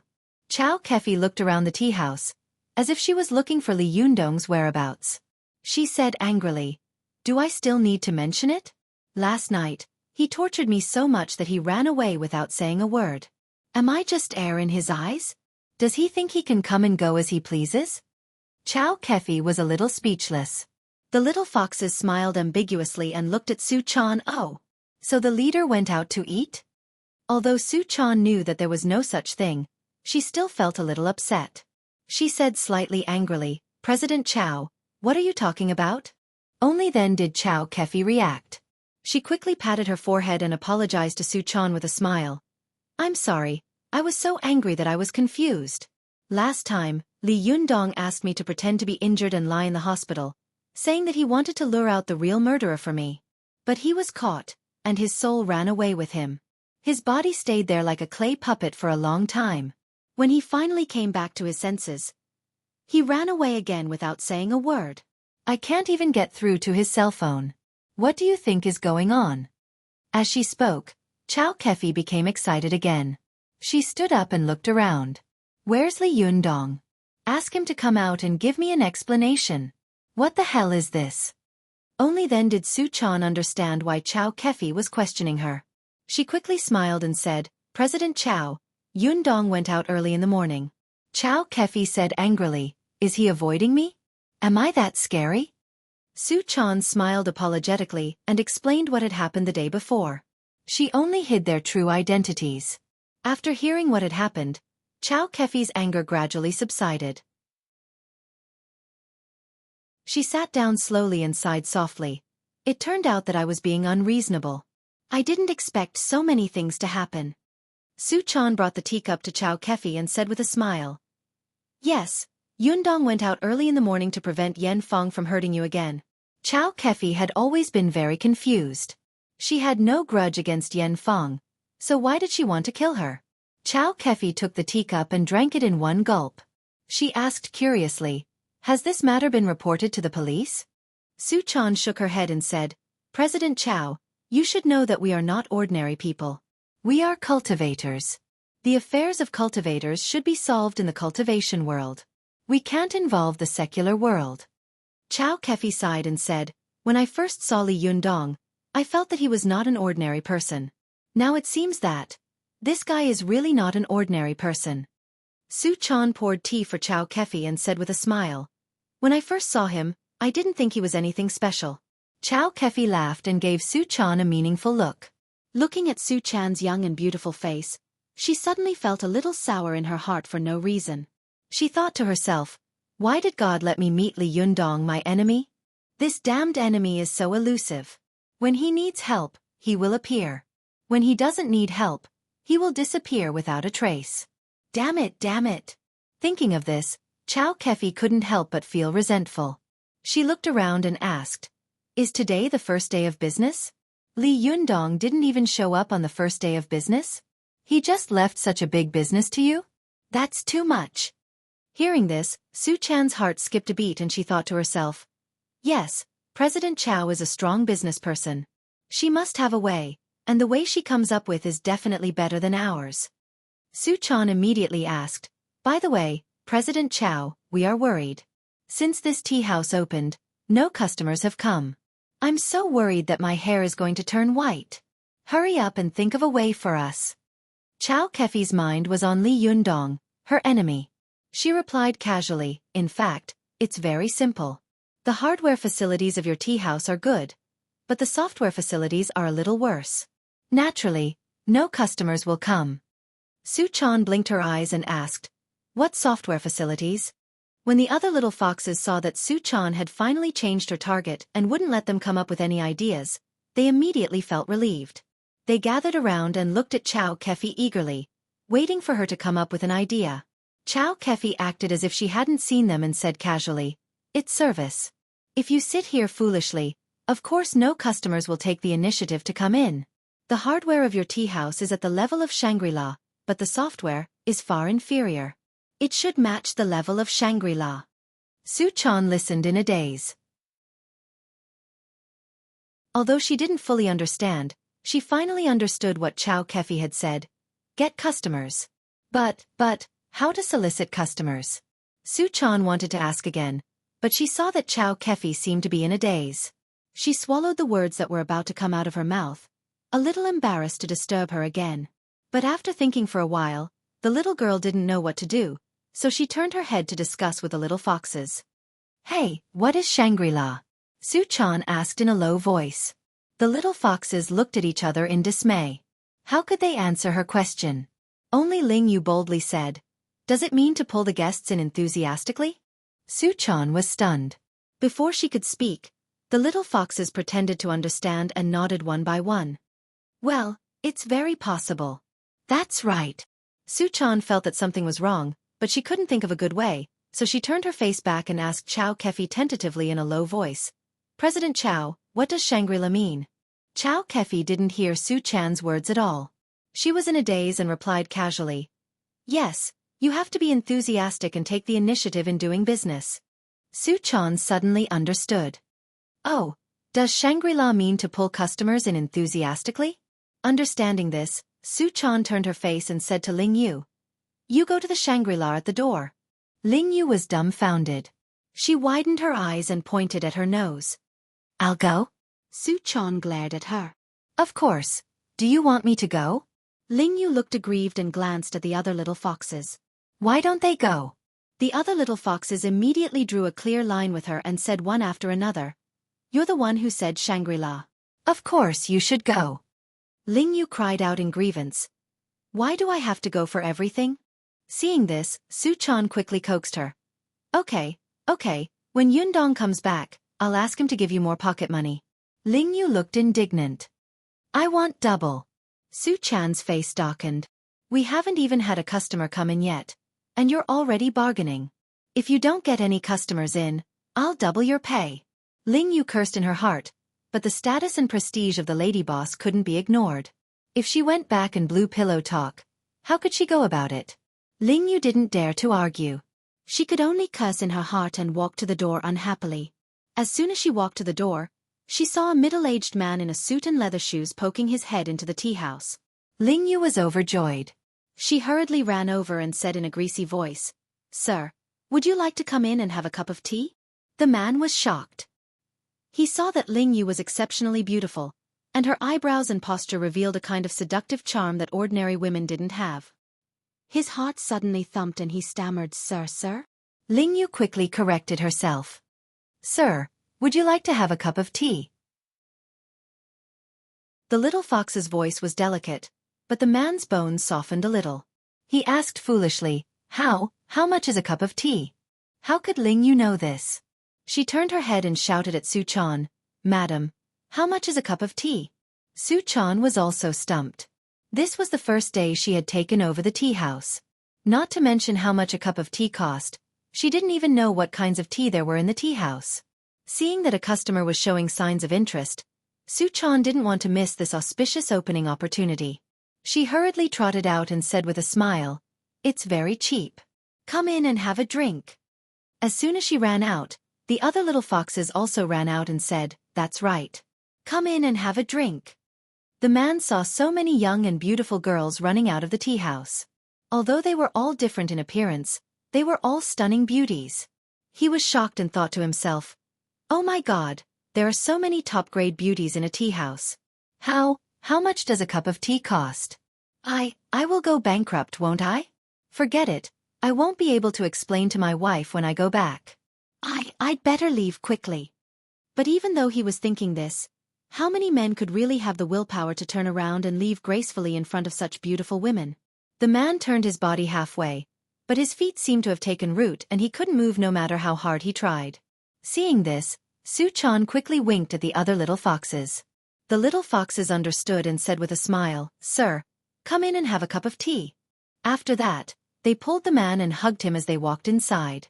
Surrounded by so many little foxes, the man's reaction time and intelligence had dropped a lot. He was pulled in a daze. At this time, Xueqi, who was sitting in the hall, came to her senses when she heard the noise. She saw the group of little foxes almost carrying a man in.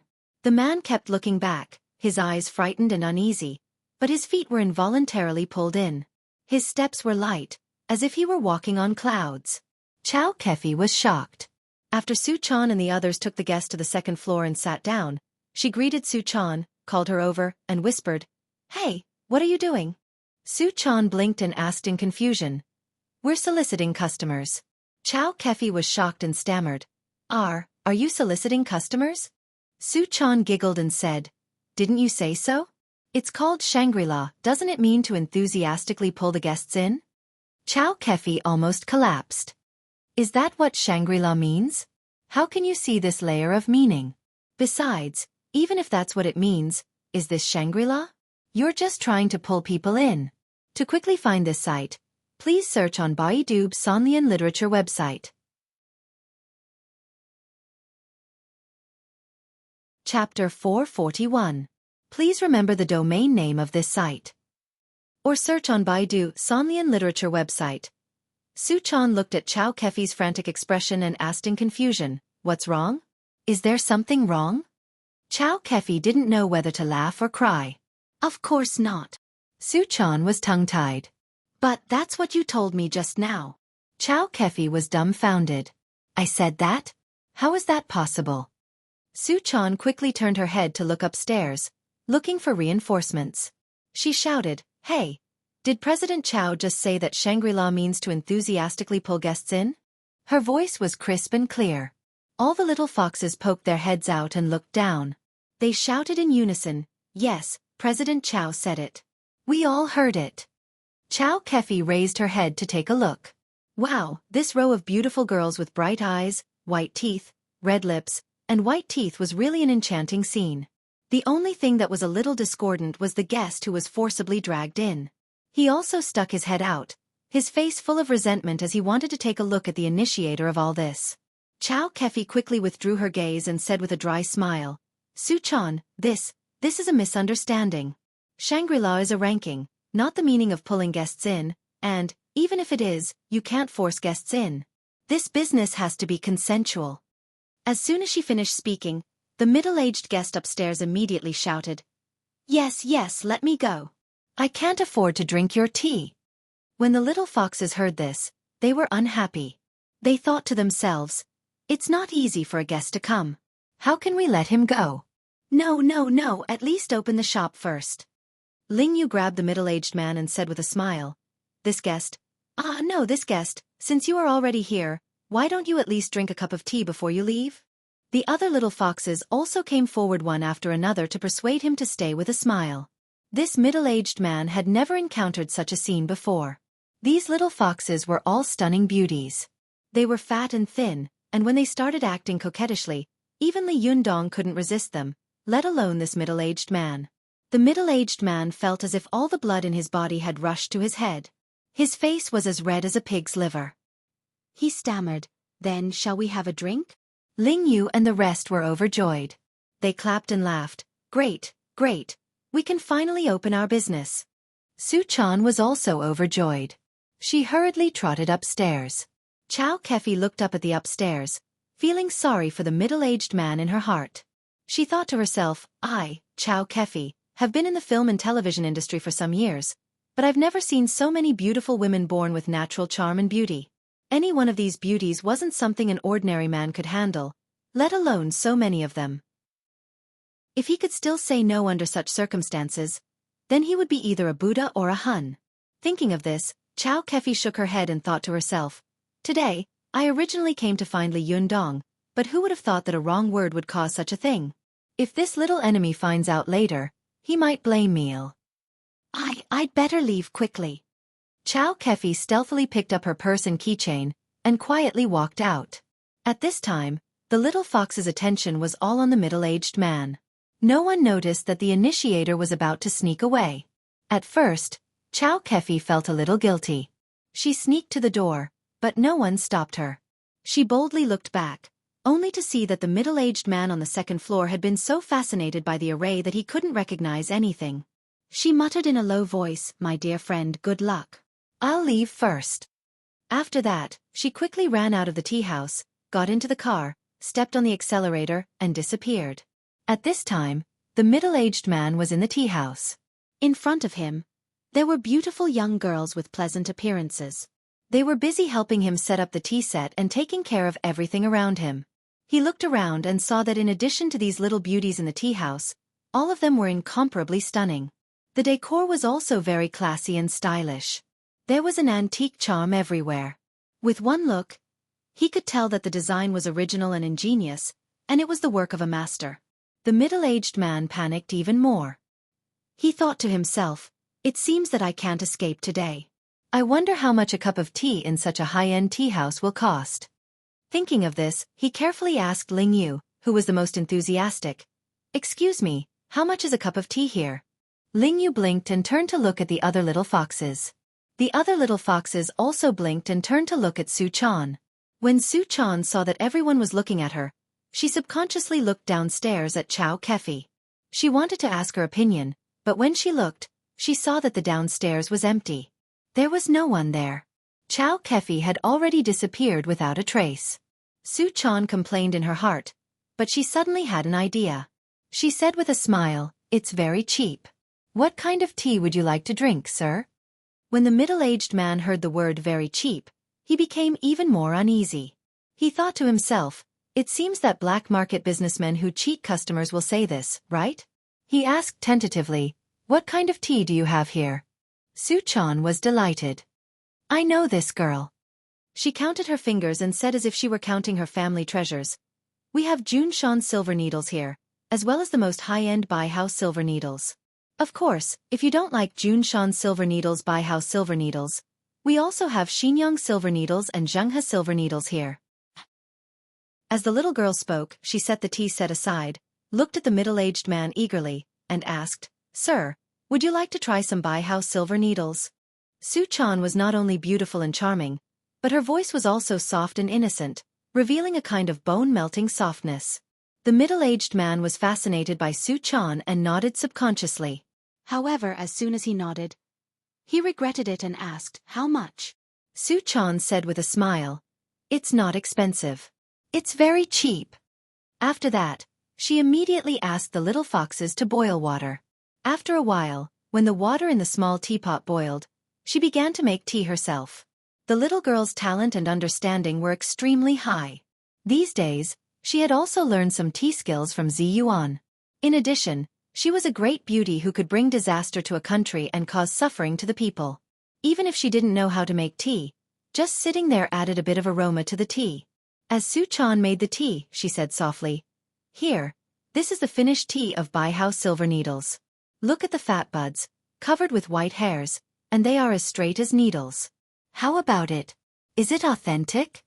The middle-aged man stared at Xueqi eagerly and nodded, saying, "Authentic, authentic." He didn't know whether he was talking about the tea leaves or Xueqi. After nodding, he subconsciously asked, "How much is it?" Xueqi was a little unhappy with the question. She glared at him and said, "You're so annoying. You always ask about the price. Tasting tea is a very elegant and artistic thing. Don't make it smell like money, okay?" The middle-aged man smiled embarrassedly and said, "Yes, yes." But in his heart he felt very wronged and muttered, "If it's really elegant, don't force me to come in." Xueqi didn't know what the middle-aged man was thinking. She continued, "Look, the shape of this Baihao silver needles is unique among famous teas. It's really a treasure among teas. Tasting it and drinking it, it has a unique flavor. Look, the silver light in this cup of tea is shining, and the silver needles are standing upright like spears, rising and falling. Isn't it beautiful?" The middle-aged man stretched his neck and took a look. Sure enough, he saw the silver needles and tea leaves standing upright in the teacup, like a forest of spears. He couldn't help but nod and praise, "Yes, it's beautiful." Xueqi smiled and brought the teacup to him. "It's better to drink than to look at it." The middle-aged man smelled the fragrance of the tea and felt that it was refreshing.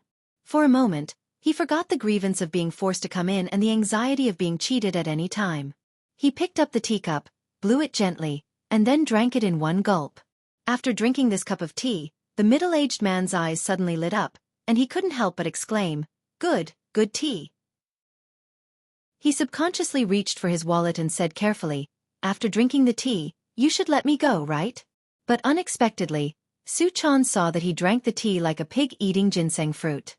She suddenly became angry and said, "How can you drink tea like this? Besides, how can you only drink one cup of tea?" The middle-aged man was stunned for a moment. He put his hand down from his wallet and said timidly, "Ah, do you still want to drink?" Xueqi said angrily, "Of course, the first cup of tea is not the most delicious. The first cup is like a virgin, delicate but a little immature. The most delicious is the second cup of tea. At this time, the tea is like a young woman, the most amorous and memorable." After that, Xueqi made another cup of tea and brought it to the middle-aged man. Just listening to Xueqi's words, the middle-aged man felt that his imagination was running wild and his desire was eroding his bones. He took the tea in a daze and carefully drank it up this time. Then he smacked his lips and sighed. "It really tastes different." Xueqi smiled and waved to the little foxes beside her, indicating for them to change the tea leaves. The middle-aged man watched them change the tea leaves and couldn't help but ask curiously, "Why did you change the tea leaves? You've only made it twice." Xueqi smiled and said, "The tea made by the third time is like a middle-aged woman. Although it's still charming, it's too old to be used to entertain guests." Before the middle-aged man could understand, he saw Xueqi smiling at him again and saying, "You've drunk the silver needle. We still have Maojian tea here. Among them, we have Xinyang Maojian tea, Maoping Maojian tea, Duyun Maojian tea, and Huangshan Maojian tea. What would you like to drink?" The middle-aged man was dumbfounded. "Ah, you want more? How much is this Maojian tea?" Xueqi glared at him and said, "Why are you asking for the price again?" The middle-aged man immediately shrank his head and said with an apologetic smile, "I'm just asking casually." Xueqi's anger turned into joy and she said, "Don't worry, it's very cheap. I won't charge you more." When the middle-aged man heard this, his heart suddenly beat like a drum. "Oh my God, the more you say this, the more you'll charge me later. Will I be able to walk out of this door alive today?" After a while, he saw Xueqi make another cup of Xinyang Maojian tea on her own, and then bring over 2 cups of tea. The middle-aged man took a sip and felt that the tea was fragrant, making him feel like he was floating. Although this feeling was wonderful, the more he drank, the more flustered and frightened he became. When Xueqi was about to make him a third kind of tea, the middle-aged man finally couldn't stand it anymore. He rose to his feet with a fearless look on his face and shouted, I can't drink anymore unless you tell me how much tea I drank. Xueqi saw that the other party's attitude was surprisingly tough, and she was a little discouraged. She thought for a moment and tentatively stretched out a finger. So much. As soon as the middle-aged man saw this finger, his legs and stomach suddenly trembled. He fell into his seat and howled with a pale face. 10,000? Oh my God, do you want me to live? To quickly find this site, please search on Audiobook Sonlian Literature website. Chapter 442. Please remember the domain name of this site. Or search on Audiobook Sonlian Literature website. The middle-aged man let out a dry howl, which immediately startled Xueqi and the little foxes. The little foxes looked at each other, and Ling Yu couldn't help but shout. Do you know that these tea leaves are of the best quality? Ordinary people can't drink them at all, let alone see our lady boss's good tea skills. The middle-aged man howled, wanting to cry but having no tears. That's too expensive. At first, Xueqi had only wanted to charge him 100 yuan as a token of good luck. However, she had never expected that the man would mistake it for 10,000 yuan. Xueqi quickly waved her hand and explained. No, it's not 10,000 yuan. The middle-aged man trembled all over, his face ashen as he said in a trembling voice. Could it be 100,000 yuan? Ling Yu and the other little foxes didn't know the seriousness of the matter. Seeing that the man was raising the price higher and higher, they were all overjoyed and thought to themselves, the more money he makes, the more we will get. The little foxes, who were eager to see the world in chaos, began to fan the flames and say, 100,000 yuan is normal. We are the only tea house in the world that can drink such immortal tea. If you're not destined to drink it, you won't be able to. The middle-aged man looked at them with a pale face. He finally understood one thing.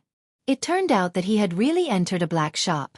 He quickly touched his wallet, took out a stack of bills, and said in a trembling voice, all my money is here. Ladies, let me go, will you?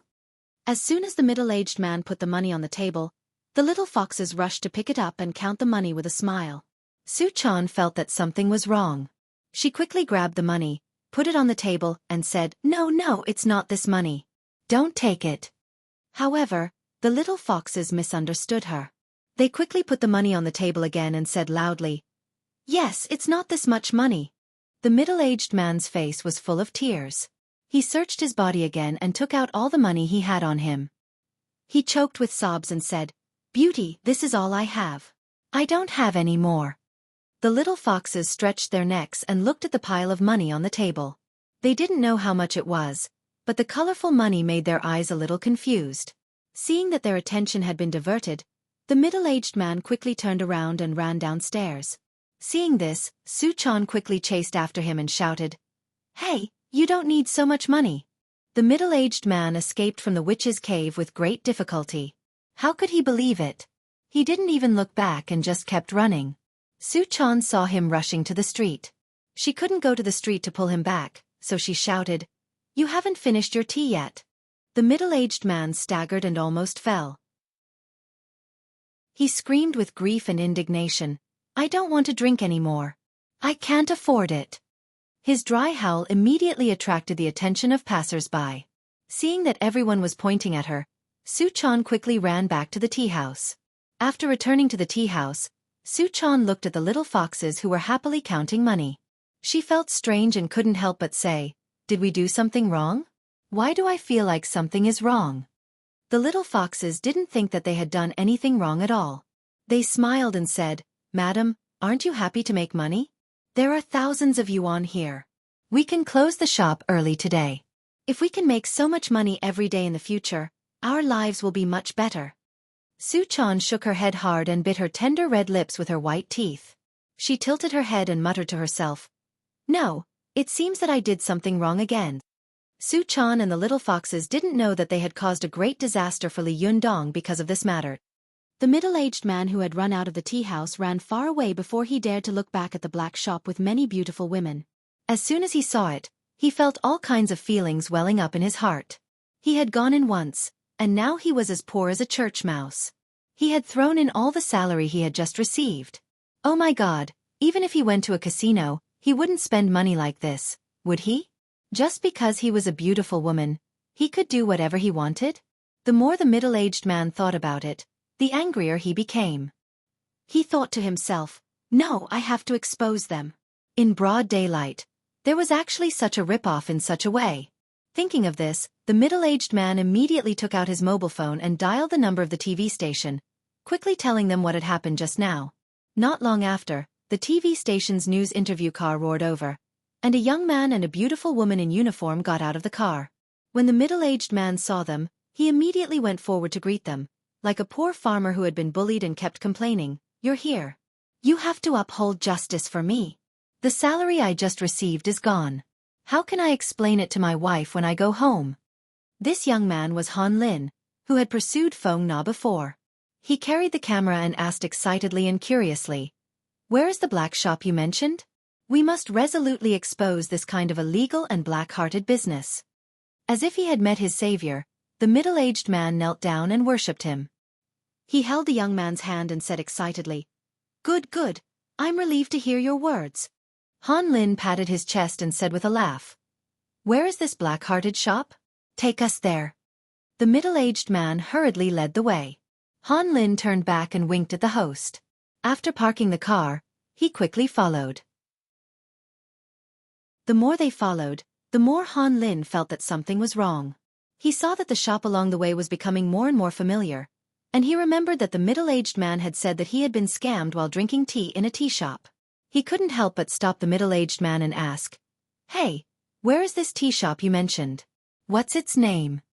The middle-aged man pointed to the front and said indignantly, "Over there."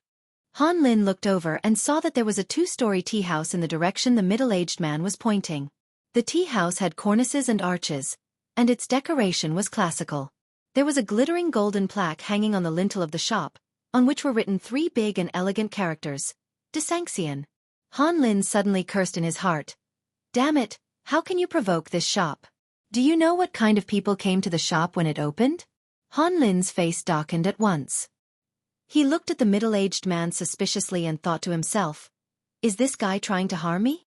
The middle-aged man didn't notice the change in Han Lin's expression. He pointed at the Desanxian with a bitter face and said, "Reporter, look, this is the shop. It's black-hearted, really black-hearted."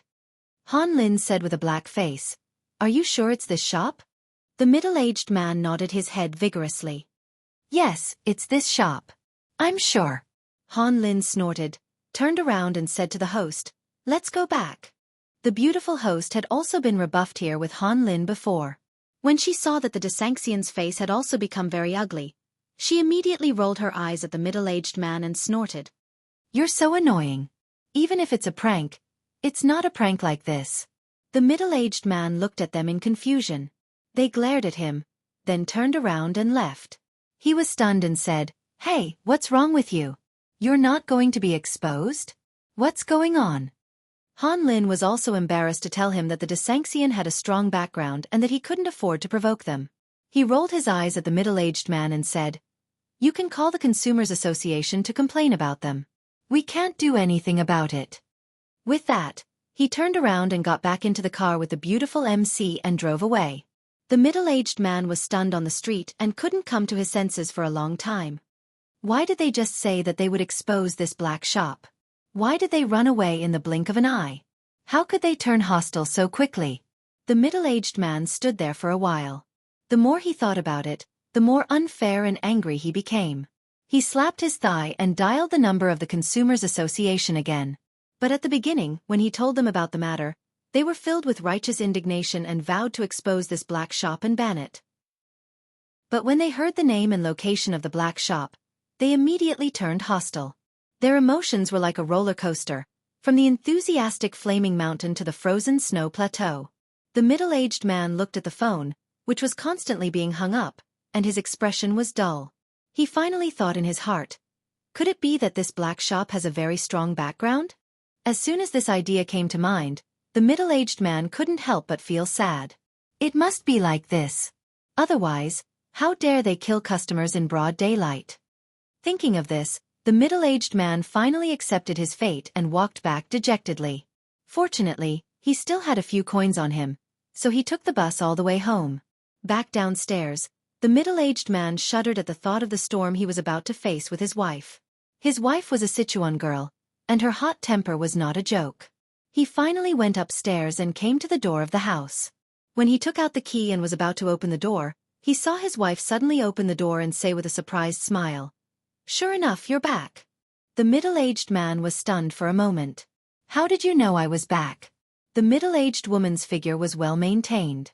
Her figure was well proportioned, and her appearance was dignified. She was wearing casual clothes and an apron around her waist. She chuckled and said, "My cousin's nephew came over. He just calculated with his fingers and said that you would be back soon. He asked me to open the door. I went to open the door doubtfully. Oh, sure enough, I saw that you, silly boy, had come back."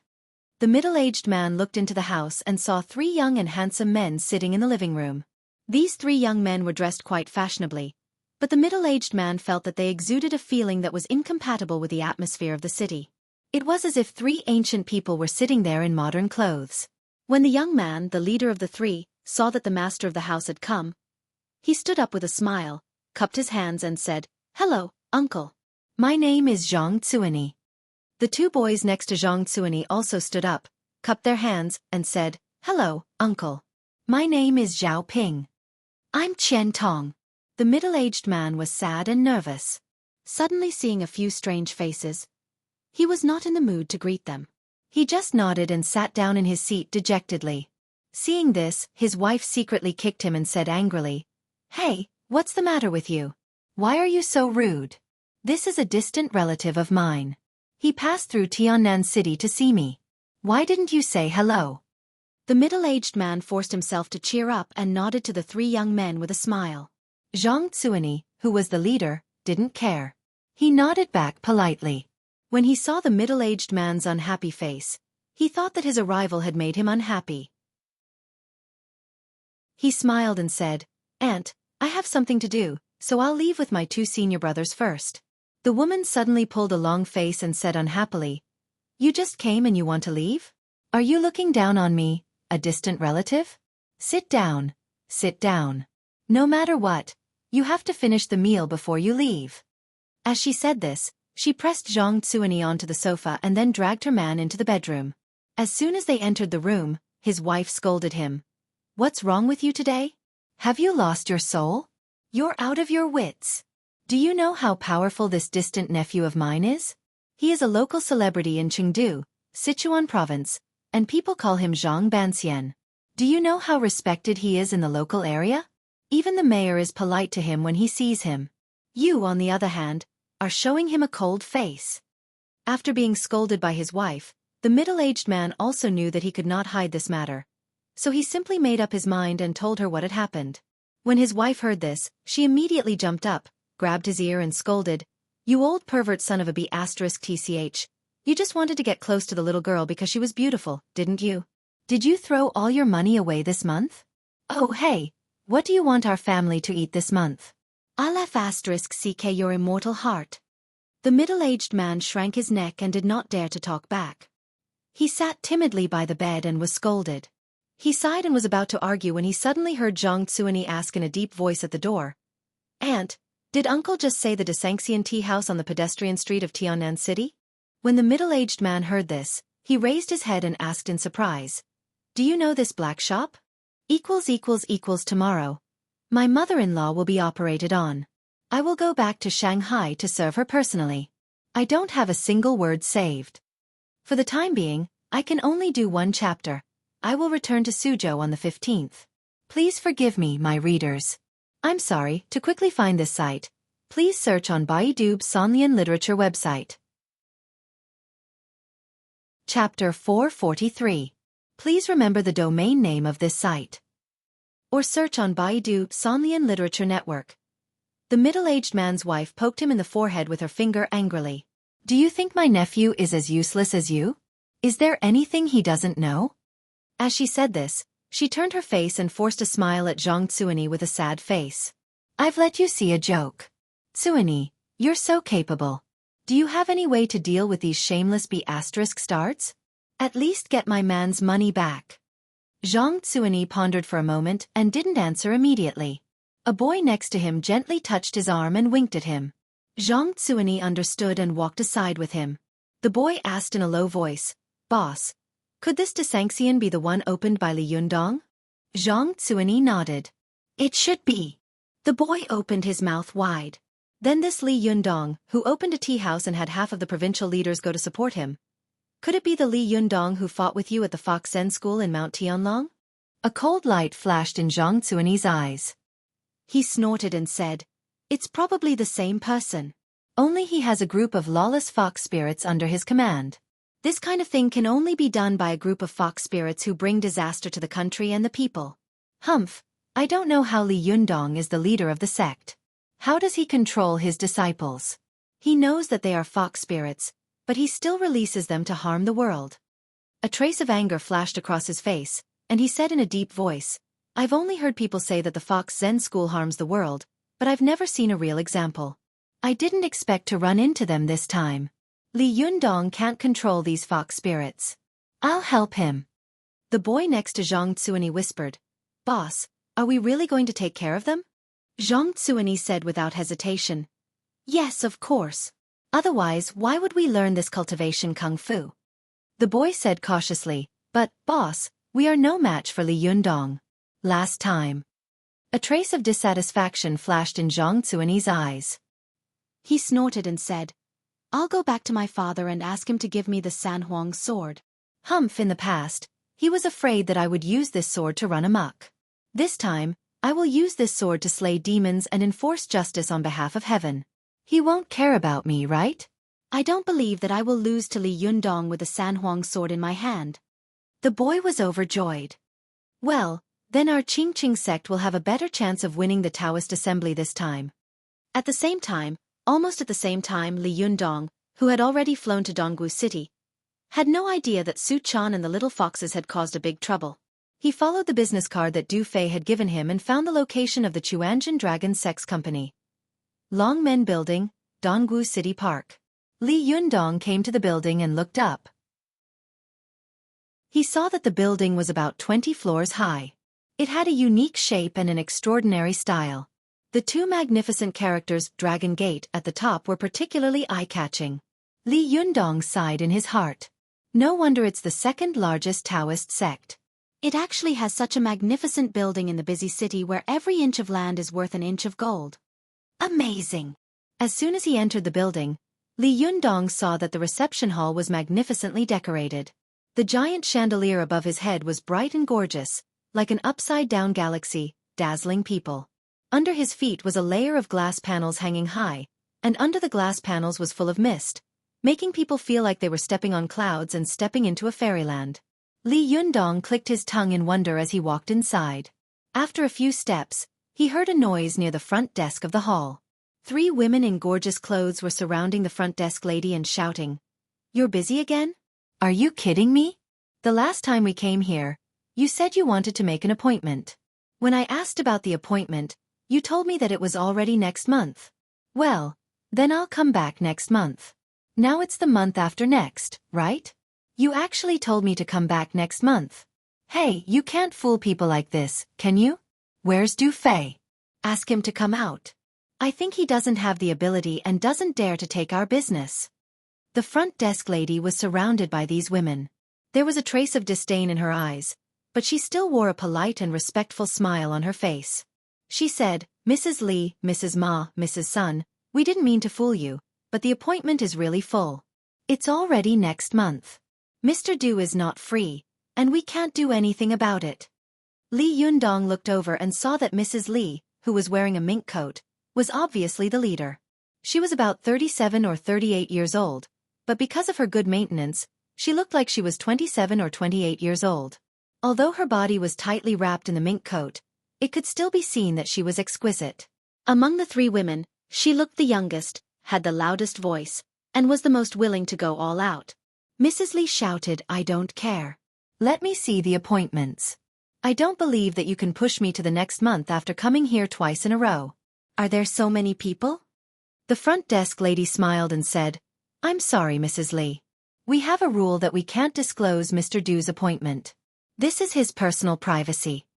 Mrs. Li was so angry that her voice was so loud that everyone in the hall looked at her. What can't be disclosed? I think you are playing with us. We came all the way from Tiannan City to Dongwu City because of his reputation. Is this how Du Fei treats us? Do you know who I am? The front desk lady smiled reservedly and said, I know. You are the fourth concubine of Shen Wankai, the chairman and president of the Wankai Group. Mrs. Li, am I right? Li Yundong almost burst out laughing when he heard this. It turned out that she was an acquaintance. Shen Wansai's fourth concubine. Mrs. Li? What was going on? Since she was Shen Wansai's wife, why was she Mrs. Li? Li Yundong thought about it for a while, but soon understood. Oh, the fourth concubine has no identity, so she can't call me Mrs. Shin like the first wife, so she can only call me Mrs. Li. Understanding this, Li Yundong smiled and thought to himself, you can't be so sarcastic, can you? This front desk lady has a good mouth. Amazing. The title of Mrs. Li was obviously the shortcoming of Shen Wansai's fourth concubine. It was fine if someone called her that, but she didn't expect that she would be humiliated by a front desk lady when she was used to domineering at home. Mrs. Li's heart suddenly became angry, and she became bold. She was so angry that her whole body was trembling. She pointed at the front desk lady and said in a trembling voice, You, what did you say? I want to see your boss, Du Fei. I want to complain about you. The front desk lady's expression did not change. She still smiled reservedly and said, Mrs. Li, if you want to complain about me, of course I welcome you, but if you want to find Mr. Du to complain about me, you have to make an appointment in advance. Mrs. Li's voice suddenly rose an octave. You need to make an appointment to complain?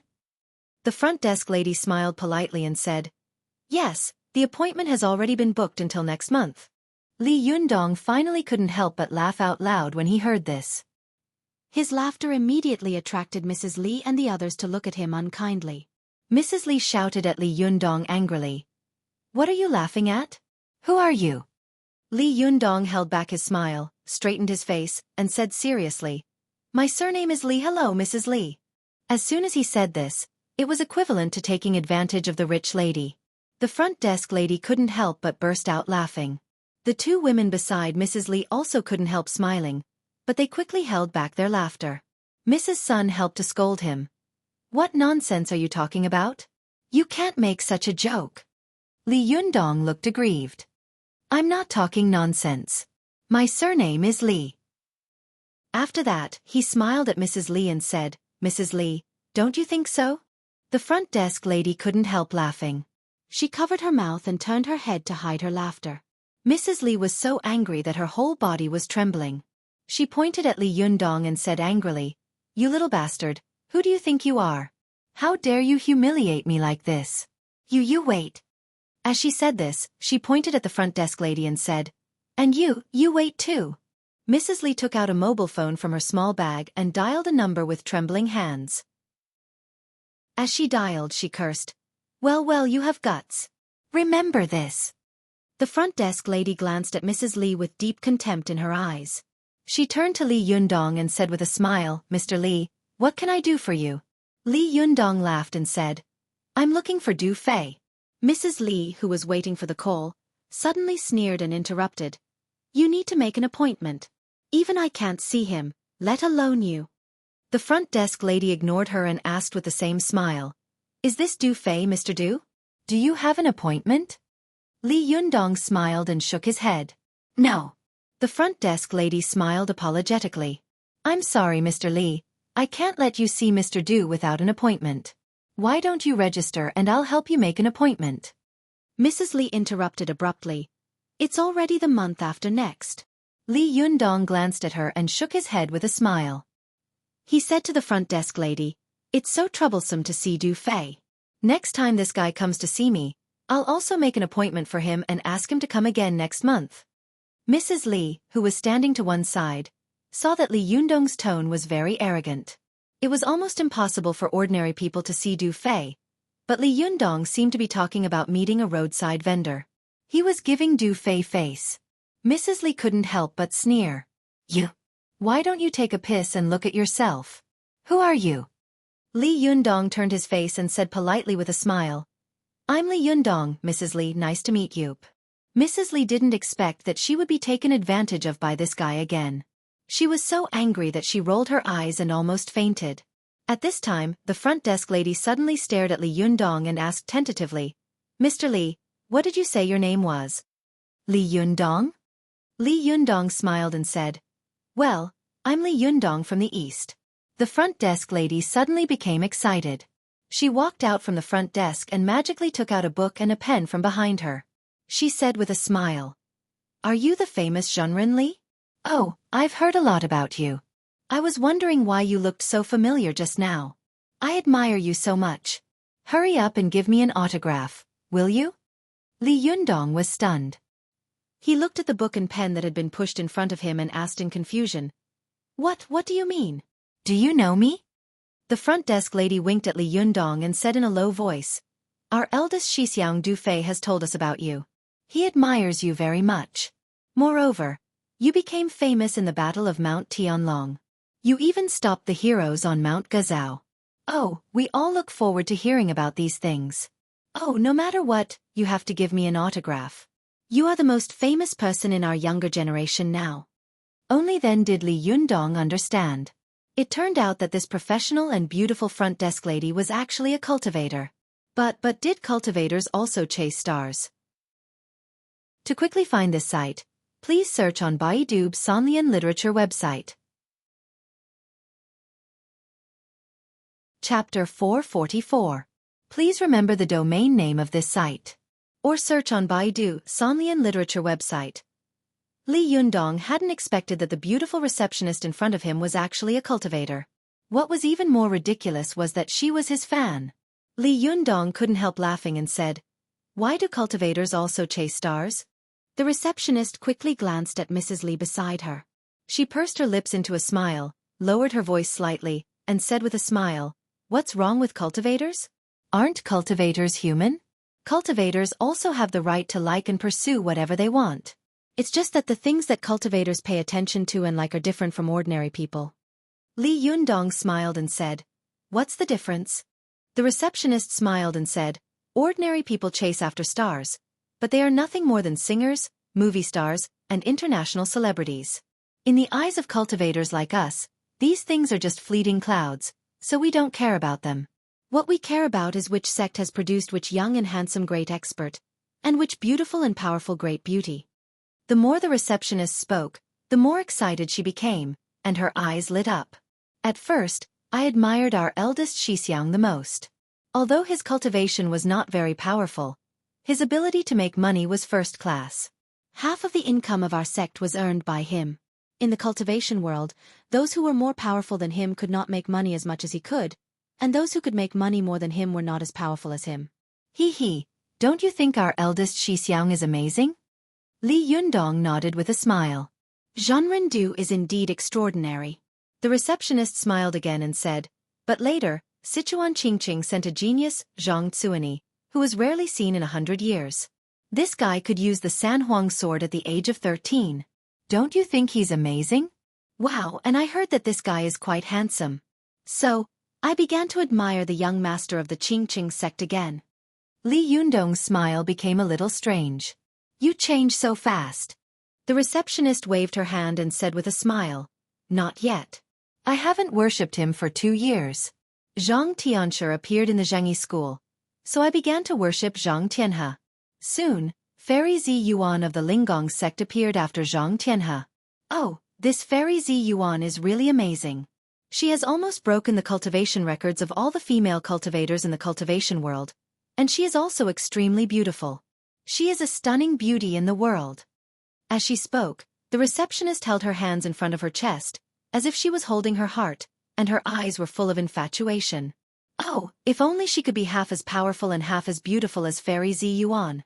When Li Yundong heard someone praise Fairy Zi Yuan, he was also very happy, even happier than when someone praised him. He laughed and said, "Fairy Zi Yuan is indeed like a fairy descending to the world. Her beauty is ethereal, and it's difficult for mortals to compare with her." As soon as he finished speaking, he heard the receptionist look at Li Yundong with infatuated eyes and say, "However, before I had time to admire Zhenren Zi Yuan, you appeared out of nowhere. Not only did you defeat Zhenren Yu Yang in the Battle of Mount Tianlong, but you also defeated Zhenren Zi Yuan in public. Wow, this is really big news that has never been heard of in the cultivation world in the past 20 years. And after that, you even defeated the Lady of the Earthly Fire, Zhang Ling. Oh my god. Zhang Ling is also here. She is the sister of Zhang Tianshi of the Zhengyi school. She is a great cultivator, but she was also defeated by you. You have made the younger generation of cultivators proud. The receptionist spoke quickly, completely forgetting her identity and the rich ladies next to her. At first, Mrs. Li and the others were still listening to her, but after listening for a while, although they could understand every word the receptionist said, they were a little confused. However, what they knew was that this boy seemed to have a great background, even more powerful than Du Fei. At first, Li Yundong could still listen to the receptionist with a smile, but after listening for a while, he suddenly couldn't help but smile bitterly. The receptionist blinked her eyes, looked at him curiously, and asked in confusion, "What's wrong? Am I wrong?" Li Yundong smiled bitterly and said, "No, I just think that the time of each idol you worship is very short. It can be seen that there are really talented people in the cultivation world, and they have only been leading for a few years. As your current idol, I feel a lot of pressure." The receptionist giggled, and her voice spread out like a silver bell. "You are so interesting." At this time, the sound of the elevator came from the hall, and a loud voice came out. "Shiji Wei Qing, what are you laughing at? Why are you laughing so happily?" As soon as this person's voice rang out, the whole hall was buzzing, as if this person had just spoken through a loudspeaker at a high decibel. It was so loud that everyone in the hall subconsciously covered their ears. When Li Yundong heard this voice, he suddenly felt a chill and thought to himself, "This person has such a strong aura." Li Yundong looked in the direction of the voice and saw a man walking out of the elevator. He was dressed in a black tang suit and a pair of white cloth shoes. He was unexpectedly short, only about 1.6 meters tall. He had a crew cut, a capable face, and a pair of bright eyes. His 2 eyeballs were like burning fireballs, exuding a piercing gaze. No matter who he looked at, everyone would unconsciously avoid his eyes. Li Yundong looked in the direction of the voice and saw a man walking out of the elevator. As soon as Wei Qing saw him, she greeted him with a smile and said, "Yu Sheng, Shidi, you came at the right time. Do you know who this person is?" Yu Sheng's Shidi narrowed his eyes slightly, and the light in his eyes shot toward Li Yundong like a knife. Li Yundong only felt that this person's eyes suddenly lit up, as if 2 knives had really shot out of his eyes and stabbed into his own. His eyeballs actually hurt a little. This shock was no small matter. Li Yundong knew that it was very common for ordinary cultivators to have sharp eyes, because the eyes belonged to the liver, which was responsible for storing blood. If a person's eyes were sharp, it meant that this person's liver blood was extremely strong. The liver and kidney were the exterior and interior of each other. If the liver blood was strong, the function of this person's kidney must be strong, and the kidney essence would be full. Cultivators cultivated essence, qi, and blood, so it was natural for cultivators to have more essence, qi, and blood than ordinary people, so it was normal for their eyes to be sharper and brighter than ordinary people. Moreover, the eyes were the window to the soul. If a person was brave, his eyes would be fierce. If a person was weak, his eyes would be timid. Li Yundong was a person who was soft on the outside but hard on the inside. Usually, his eyes were gentle and approachable, but if he was angry and used his full strength to glare, even the most vicious gangsters would be deterred by his eyes and not dare to move. However, it did not mean that their eyes were really like weapons that could kill their opponents with their eyes. But the cultivator in front of him had obviously broken through this limit. His eyes were really lethal. Li Yundong knew that he was a reconstructed body of Jindan, and every part of his internal organs was much stronger than that of ordinary cultivators. Even his eyes were the same. But even he had been stung by the other party's glare. If ordinary people were caught off guard and stared at by him, their eyes would probably be blinded. Li Yundong was secretly surprised. He couldn't imagine what kind of cultivation a person had to go through to cultivate their eyesight to such a level, to be able to blind the other party's eyes with one glance. But Li Yundong didn't know that although he was surprised, Yu Sheng was even more surprised. When the cultivator named Yu Sheng saw that Li Yundong had only subconsciously narrowed his eyes slightly when he had glared at him, then acted as if nothing had happened, Yu Sheng was suddenly shocked. He knew that his master had picked him out of thousands of children because he had a pair of eyes that stood out from the masses. And he had started cultivating his eyes since he was 3 years old.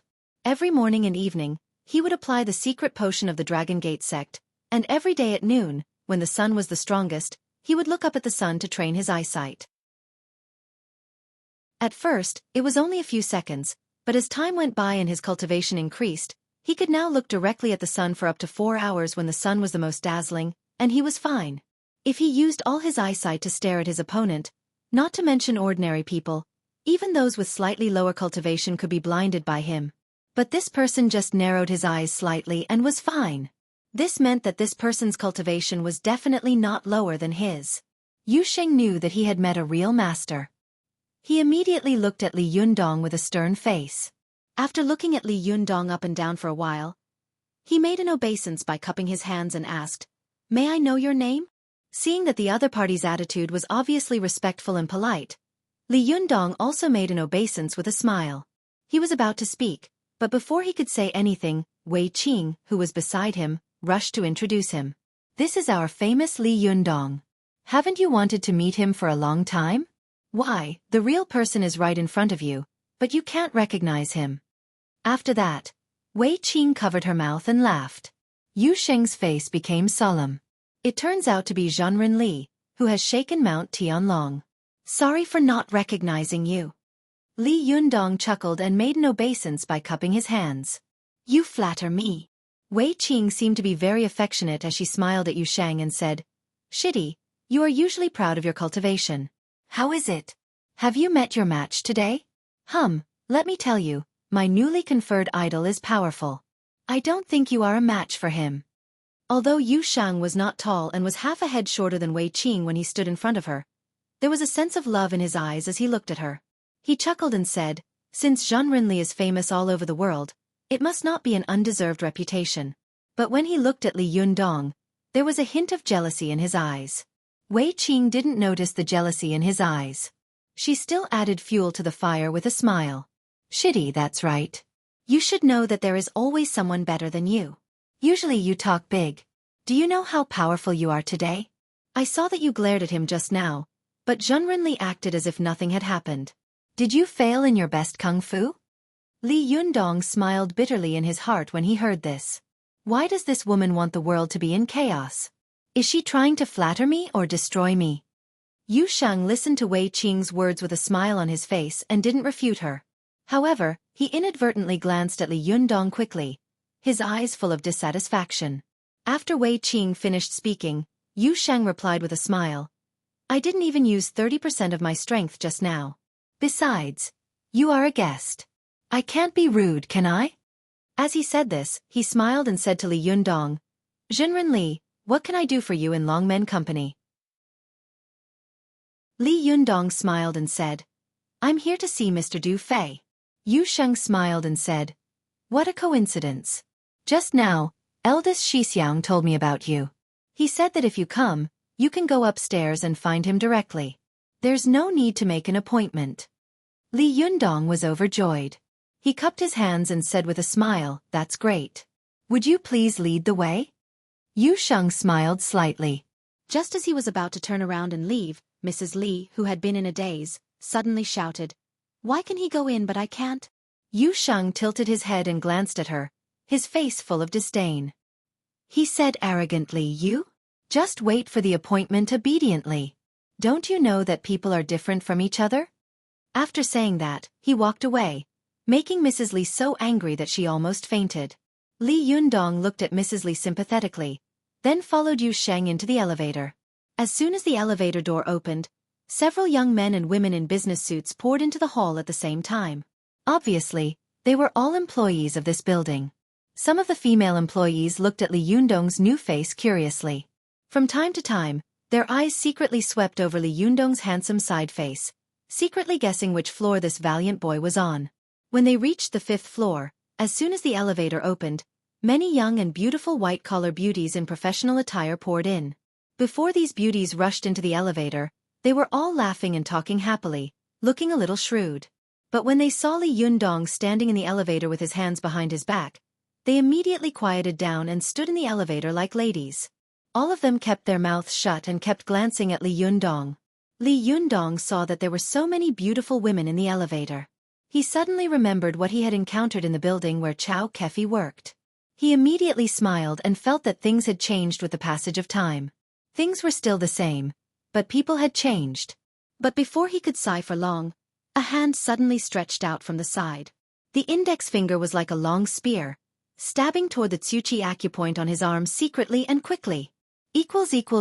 I just got home. Sorry, thanks to everyone, my mother-in-law's operation was smooth, laser minimally invasive surgery, and now she can get out of bed and walk. To quickly find this website, please search on Baidu Sonlian Literature website. Chapter 445. Please remember the domain name of this site. Or search on Baidu Sonlian Literature website. The Xueqi acupoint on a person's arm was not an important acupoint, but it was located on the Yangming large intestine meridian of the hand and could provide the arm yang qi. If this place was hit, although it would not be life-threatening, at least the arm would not be able to be used in a short period of time. At least it would be paralyzed for a long time, unable to use any strength. It was precisely because the other party had hit the Xueqi acupoint and not some other vital acupoint that Li Yundong knew that Yu Shang was jealous and unconvinced, so he had secretly invited him to fight. Obviously, Yu Sheng did not want the two of them to fight to the death, nor did he want the other people in the elevator to find out. Therefore, when he poked at Li Yundong with his finger, his body was slightly sideways to cover his movement. Seeing the other party poke at him with a finger, Li Yundong also leaned to one side, and then half of his body blocked the eyes of the other people in the elevator. His fingers were like hooks, quickly grabbing Yu Sheng's finger. Li Yundong happened to borrow the move of Shi Nang that he had competed with before. His little and ring fingers were buckled inward. His index and middle fingers were slightly bent, and the strength of his thumb penetrated through the fingertips. The whole hand shape was like an eagle's claw. The other party wanted to hit his Xueqi acupoint, so Li Yundong dodged it with a sideways movement. Then he used his other hand to use his thumb, index finger, and middle finger to buckle the three acupoints near the other party's wrist, Yang Qi, Yanggu, and Yangshi. Yu Shang was also a cultivator. Of course, he knew what it meant if these three acupoints were buckled. Without waiting for his fingers to poke, he immediately turned his wrist and grabbed Li Yundong's fingers with his 5 fingers, as if he was holding a tower. Li Yundong saw that the other party did not dodge and forcibly hit his fingers. Obviously, the kung fu of his hands must be very deep, and he was very confident in the strength of his fingers. Li Yundong's heart slightly sunk, and he thought to himself, I have never lost in terms of finger strength. Even Shi Neng's finger bones were immediately broken by my touch. Li Yundong also used all his strength to hit the other party's fingers. Suddenly, with a bang, the fingers of the two collided, immediately making a sound like steel colliding. However, the steel was wrapped in a layer of skin and flesh, making the sound a little muffled. The white-collar workers in the elevator were stunned when they heard the voice. They felt strange in their hearts and kept looking around as if they wanted to find out where the strange voice came from. Li Yundong saw that Yu Shang had hidden his moves. It was obvious that he was afraid that there were secular mortals in the elevator. He also relied on his own skills and courage to fight with him in front of secular mortals. Obviously, he was not afraid that his means would be discovered by the people around him. Therefore, Li Yundong did not fight back with great fanfare. When his fingers collided with Yu Shang's, he saw that the other party did not show any signs of injury. Instead, his own fingers felt a faint pain. Li Yundong's heart trembled. He knew that he had met a strong opponent. If he continued to fight recklessly, he was afraid that a private fight would turn into a big fight, which would be noticed by the people around him. Therefore, he immediately grabbed the opponent's wrist with his fingers like a long snake, trying to subdue the opponent by capturing him. Li Yundong was surprised, but Yu Sheng was even more shocked. He was a disciple of a famous and orthodox sect, and he was also an inner disciple. He had been soaking in medicinal water and eating elixirs since he was a child. His body was so strong that it was no less than the body of Jindan reconstruction. He originally thought that even if Li Yundong could survive this, his reaction would be a little slower. However, he didn't expect that not only did Li Yundong's speed not slow down, but the speed of his counterattack was a little faster than before. However, he felt a sharp pain in his fingers, and his reaction was a little slower than before. His wrist was immediately touched by Li Yundong. Yu Sheng's hair suddenly stood on end. After all, he was one of the best among the younger generation of the Chuanjin dragon sect. His reaction speed was incredible. Seeing that his 3 acupoints, Yangqi, Yanggu, and Yangshi were about to be grabbed, he barely twisted his arm and missed 2 acupoints. Then, he turned his wrist and put his fingers on the Yangshi acupoint on Li Yundong's arm. The fight between the two of them was as fast as lightning. The white-collared beauties in the elevator only heard the muffled sound of fingers colliding. The two of them had already intertwined their hands, pinched each other's acupuncture points, and were entangled together. After the white-collar workers in the elevator looked around, their eyes fell on Li Yundong and Yu Sheng at the same time. At this time, half of their bodies were facing the people in the elevator. One of their hands was hanging by their side, and the other was blocked by their body. No one knew what they were doing. However, judging from their posture and the position of their hands, the white-collar workers felt that the two of them were shaking hands. In particular, the two of them were looking at each other with narrowed eyes. Their eyes did not blink at all, like 2 stone statues. Some white-collar workers with flexible minds thought to themselves, "What is the relationship between these two people? Is it necessary to be so intimate in the elevator?" There were also some white-collar workers with more old-fashioned ideas who thought very evilly, "These two people are so intimate. Could it be that they are gay? Oh my God, it can't be. Such a handsome guy is actually gay? Isn't it a waste of God's gifts?" As soon as these various thoughts came to mind, Li Yundong and Yu Sheng mobilized their zhenqi at the same time to attack each other fiercely. As soon as they mobilized their zhenqi, they immediately fought together like 2 huge armies, and the battlefield was between their tightly clasped arms and palms. The qi and blood of cultivators were extremely vigorous, so their strength was also amazing. As soon as Li Yundong and Yu Sheng used their qi, their feet involuntarily borrowed the ground. But at this time they were in the elevator, and when they borrowed the force at the same time, their strength was more than 10,000 pounds. The elevator suddenly made a terrible buzzing sound of steel bars being pulled, and the upward momentum became slower. The white-collar workers in the elevator thought that the elevator had broken down, and they suddenly screamed in horror. Some of them held their heads and shouted, some desperately pressed the button of the nearest floor, and some took the emergency phone in the elevator and shouted hysterically into the phone. Li Yundong and Yu Sheng looked around and listened in all directions. They both knew that when the immortals fought, the mortals suffered. But at this time, they were like arrows on a bowstring, and they had to shoot. Their zhenqi was intertwined in their wrists and palms, like a torrential flood. How could they retreat so easily? As the two of them hesitated for a moment, the elevator made another terrible squeaking sound, as if the steel bars hanging above were being broken one by one. For the white-collar workers who didn't understand what was going on, this sound was really terrible. It was like the whisper of the god of death, ferocious and terrifying. They were all so scared that they almost went crazy. Some were crying, some were shouting, and some were even sitting on the floor of the elevator, crying loudly. Li Yundong knew that if he continued to compete with Yu Sheng like this, the elevator would definitely not be able to withstand the force and fall down. They would not be injured, but the others in the elevator would definitely be smashed into meat paste. While Li Yundong was controlling his qi, he lowered his voice and said, "Let's stop." Yu Sheng quickly glanced to the side and nodded slightly. The two of them withdrew some of their strength at the same time. In this way, they withdrew a little bit of their zhenqi. Soon, their zhenqi was completely absorbed. After withdrawing their zhenqi, the two of them were just about to breathe a sigh of relief when suddenly there was a bang sound on the top of the elevator. The elevator suddenly fell down crazily. For a moment, the other people in the elevator screamed at the top of their lungs. Their voices were so shrill that even the steel and concrete walls couldn't stop them. Li Yundong was shocked. He immediately released his yang spirit, and then changed from yang spirit to yin spirit. After getting out of the elevator, he immediately changed back to yang spirit. His hand suddenly grabbed the steel cable of the elevator that was falling crazily. But as soon as he grabbed the steel cable, his yang spirit body was brought down by the powerful falling force of the elevator, and he staggered. Although Li Yundong's yang spirit body was powerful, he had no place to borrow strength in midair. For a moment, his yang spirit was dragged down. He saw the elevator falling all the way, creating countless sparks from the friction. It wouldn't be long before it fell to the bottom, and the others in the elevator would be smashed into meat paste. Li Yundong's heart tightened.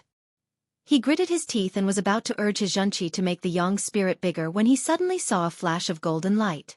With a clang, a golden halberd pierced through the middle of the broken steel cable of the elevator, and the tip of the spear went straight through the opposite wall. The falling elevator was blocked by the force of the halberd, and its momentum suddenly stopped. With a buzz, it stopped in mid-air. Li Yunyong turned his head and saw a man in golden armor floating in the air not far away from him, holding a golden spear in his hand. The man was as tall as an iron tower, and he was extraordinarily handsome. There was a heavenly eye between his eyebrows, which was awe-inspiring. Li Yundong was stunned and thought to himself, "Damn, Yu Xing's true god can't be Erlang Shen, right?" While he was in a daze, the heavy momentum of the elevator pulled the halberd downwards. The tip of the halberd cut through the hard concrete wall and slid downwards. Li Yundong didn't think too much about it. He suddenly activated his Xueqi, and the young spirit transformed into the immovable Wisdom King with 3 heads and 6 arms. His body was huge, and he almost occupied all the positions in the elevator tunnel by himself. 2 of his arms were holding the steel rope of the elevator, and the other 4 were holding the 4 sides of the elevator tunnel. The 6 arms suddenly exerted force, and the muscles of the young spirit body bulged like a dragon taking root in a tree. Li Yundong's young spirit also spewed out 2 streams of red and black qi at the same time, and his appearance was extremely terrifying. With this force, Li Yundong finally stopped the momentum of the elevator. At this time, the falling elevator finally stopped. The white-collar workers in the elevator were still in shock, crying and laughing at the same time. They had no idea that they had almost become the victims of the battle between Li Yundong and Yu Shang. At this time, Li Yundong glanced at Yu Shang's young spirit, still in a state of shock. He saw that Yu Shang was looking at his young spirit with a face full of doubt and eagerness to try. In particular, the heavenly eye between his eyebrows suddenly opened wide, spewing out a fanatical and excited desire to fight. The air around him seemed to have become hot. Li Yundong suddenly cursed in his heart. "Damn it, this bastard, he still wants to fight? Does he really want to die?" There was one more chapter in the evening. To quickly find this website, please search on Baidu Sanlian Literature website. Chapter 446. Please remember the domain name of this site. Or search on Baidu Sanlian Literature website. Li Yundong saw that the other party was eager to try and wanted to continue fighting regardless of the safety of others.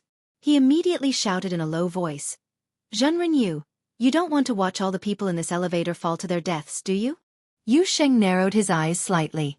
After a while, the desire to fight in his eyes slowly disappeared, and the heavenly eye between his eyebrows slowly closed.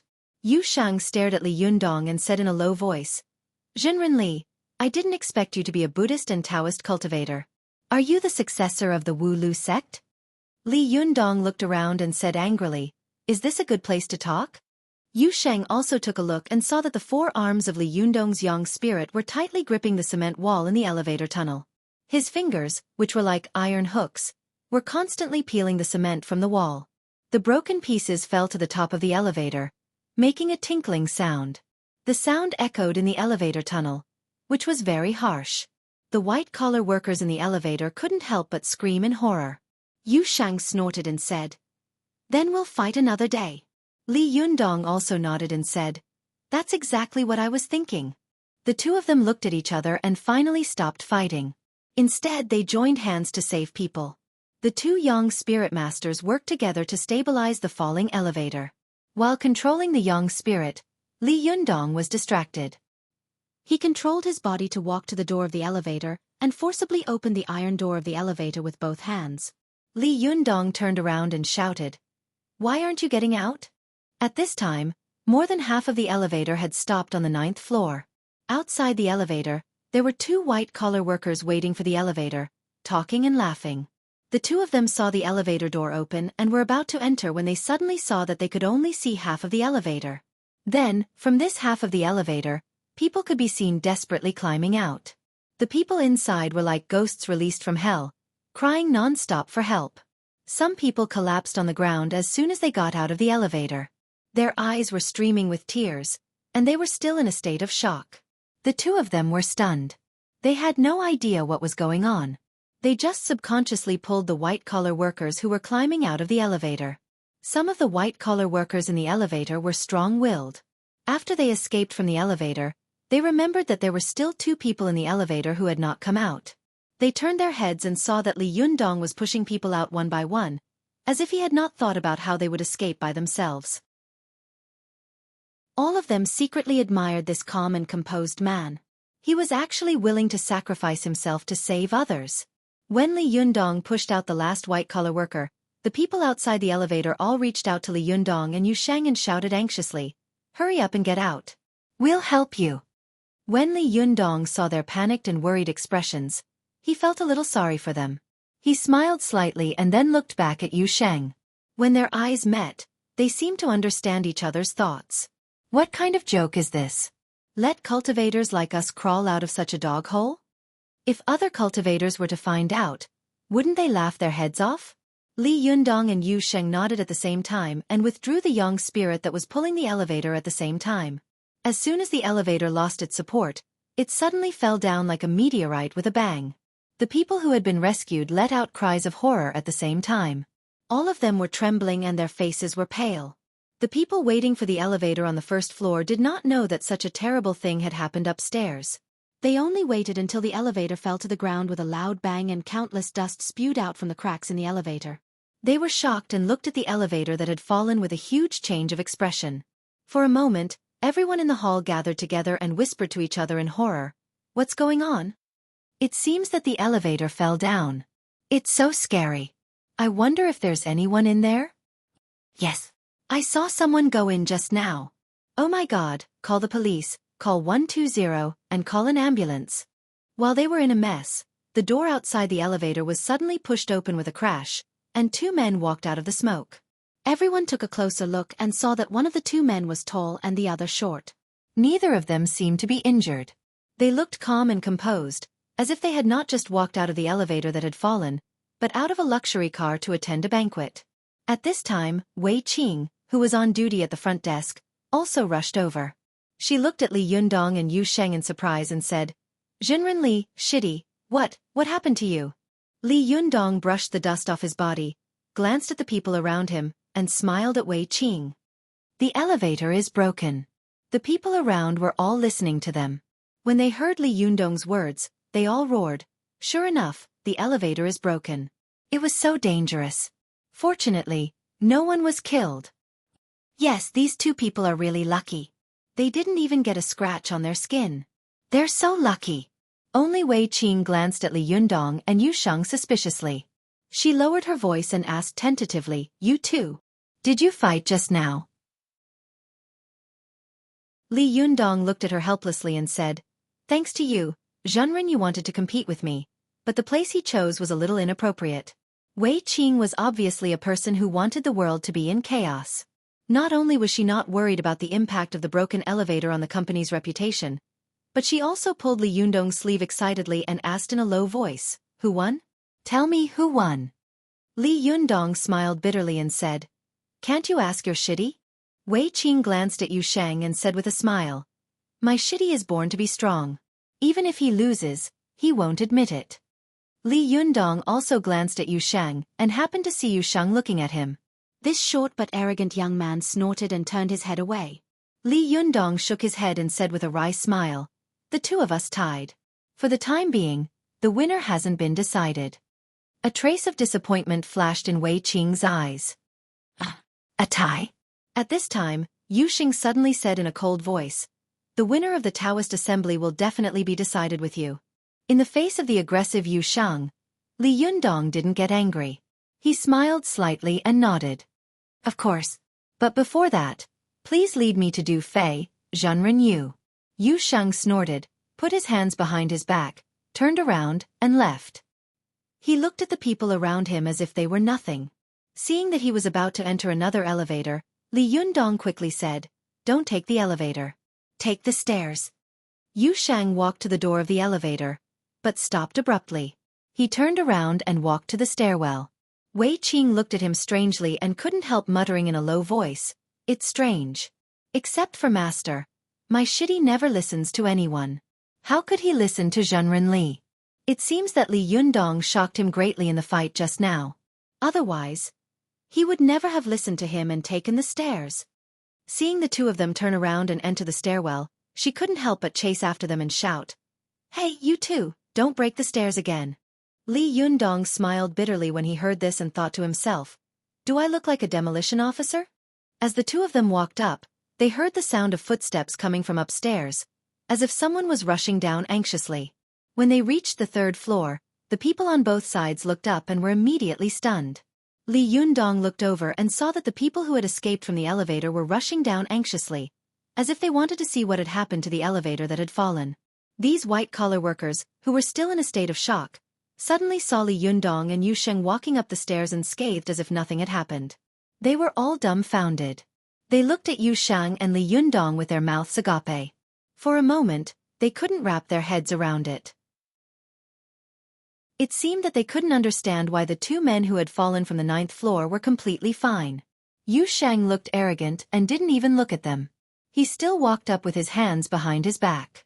When he passed by them, it was as if he only regarded them as a group of wooden blocks. However, Li Yundong nodded at them with a smile and asked in a gentle voice, "Are you all right?" These white-collar workers, who were usually powerful in the workplace, looked at Li Yundong in a daze and shook their heads mechanically, like clay puppets. Li Yundong smiled and said, "Climb more stairs in the future. It's safe and you can also exercise." The white-collar workers nodded in unison, then watched as Li Yundong continued to climb up the stairs at a leisurely pace with a smile on his face. When Li Yundong was far away, they seemed to have come back to their senses. They all let out a long breath and leaned against the wall softly, but their heads were all raised. Their eyes were fixed on the figure that was climbing higher and higher, and their eyes were fixed on the figure that was climbing higher and higher. After a long time, one of them let out a long sigh. "Sigh, I've seen countless men, but I've never seen a man like him." As soon as she finished speaking, someone else also sighed like a love-struck fool. "Yes, he's so handsome. I don't know if he has a girlfriend." The others immediately sneered and said, "Don't be silly. How could such a handsome, gentle, and brave man not have a girlfriend? Are all the women in the world blind?" After saying that, the white-collar workers sighed in unison. They were all distressed and began to feel sorry for themselves. But none of them knew that this disaster, which had almost killed them, was one of the initiators of it. Li Yundong followed Yu Sheng all the way to the 19th floor. Yu Sheng pointed to a room at the top of the corridor and said in a deep voice, "Eldest Shixiang is in that office. Go and find him yourself." After that, he turned around and left. When he reached the stairwell, he stopped again, turned his face to Zhenren Li, and said in a deep voice, "Zhenren Li, see you at the Taoist assembly." Li Yundong smiled and cupped his hands at him. Then he watched his figure disappear and shook his head helplessly. "Now I'm really a tall tree that attracts the wind. Wherever I go, there are people who want to defeat me." Li Yundong quickly put these trivial thoughts behind him. He knocked on Du Fei's door and heard a familiar voice coming from inside. It was Du Fei. "Please come in." Li Yundong pushed the door open and went in. He said with a wry smile, "Zhenren Du, it's really hard to see you." Du Fei was busy lying on the table. When he heard Li Yundong's voice, he suddenly raised his head and asked in surprise, "Zhenren Li, why are you here?" Li Yundong laughed and said, "Why can't I be here? Oh, Mr. Du, it's really easy to see Hades, but difficult to deal with." Du Fei was dressed in a famous brand suit and looked like a successful businessman. He didn't look like a cultivator at all. He also laughed and stood up to greet Li Yundong warmly. "Please sit down. Please sit down. Come on, sit down." Du Fei pressed a button on the table. Not long after, a young and beautiful woman came in. Du Fei smiled and said, "Su Huan, pour a cup of tea for our distinguished guest." This woman had obviously never seen Du Fei greet someone so warmly and politely, and this person was so young. She looked at Li Yundong curiously, then responded softly and left. After watching her go out, Li Yundong waved his hand with a smile and said, "Mr. Du, you don't have to be so polite. I have something urgent to do later, so I have to rush to another place. This time, I didn't come to the temple for no reason. I have something to ask of you." Du Fei chuckled, and the smile on his face didn't change. He said with a smile, "What's the matter, Zhenren Li? If I can do it, I will definitely help you." Li Yundong smiled and said, "Well, then I'll get straight to the point. I want to exchange the burning thumb pot with you." When Du Fei heard this, he was stunned. The smile on his face disappeared little by little, and his brows furrowed little by little. Li Yundong's heart skipped a beat, and he asked tentatively, "What's wrong, Zhenren Du? Is there anything wrong?" Du Fei sighed and smiled bitterly. "Zhenren Li, this burning thumb pot was borrowed by someone a day ago. Sigh. My fellow readers are urging me to write, and I'm also worried. But there are so many things to do. Today, my mother-in-law went out to buy tomatoes the day after her surgery. My leader and I were scared out of our wits. Sigh, although the wound of minimally invasive surgery is small, you can't go through so much trouble. How is it? You fell down again, right?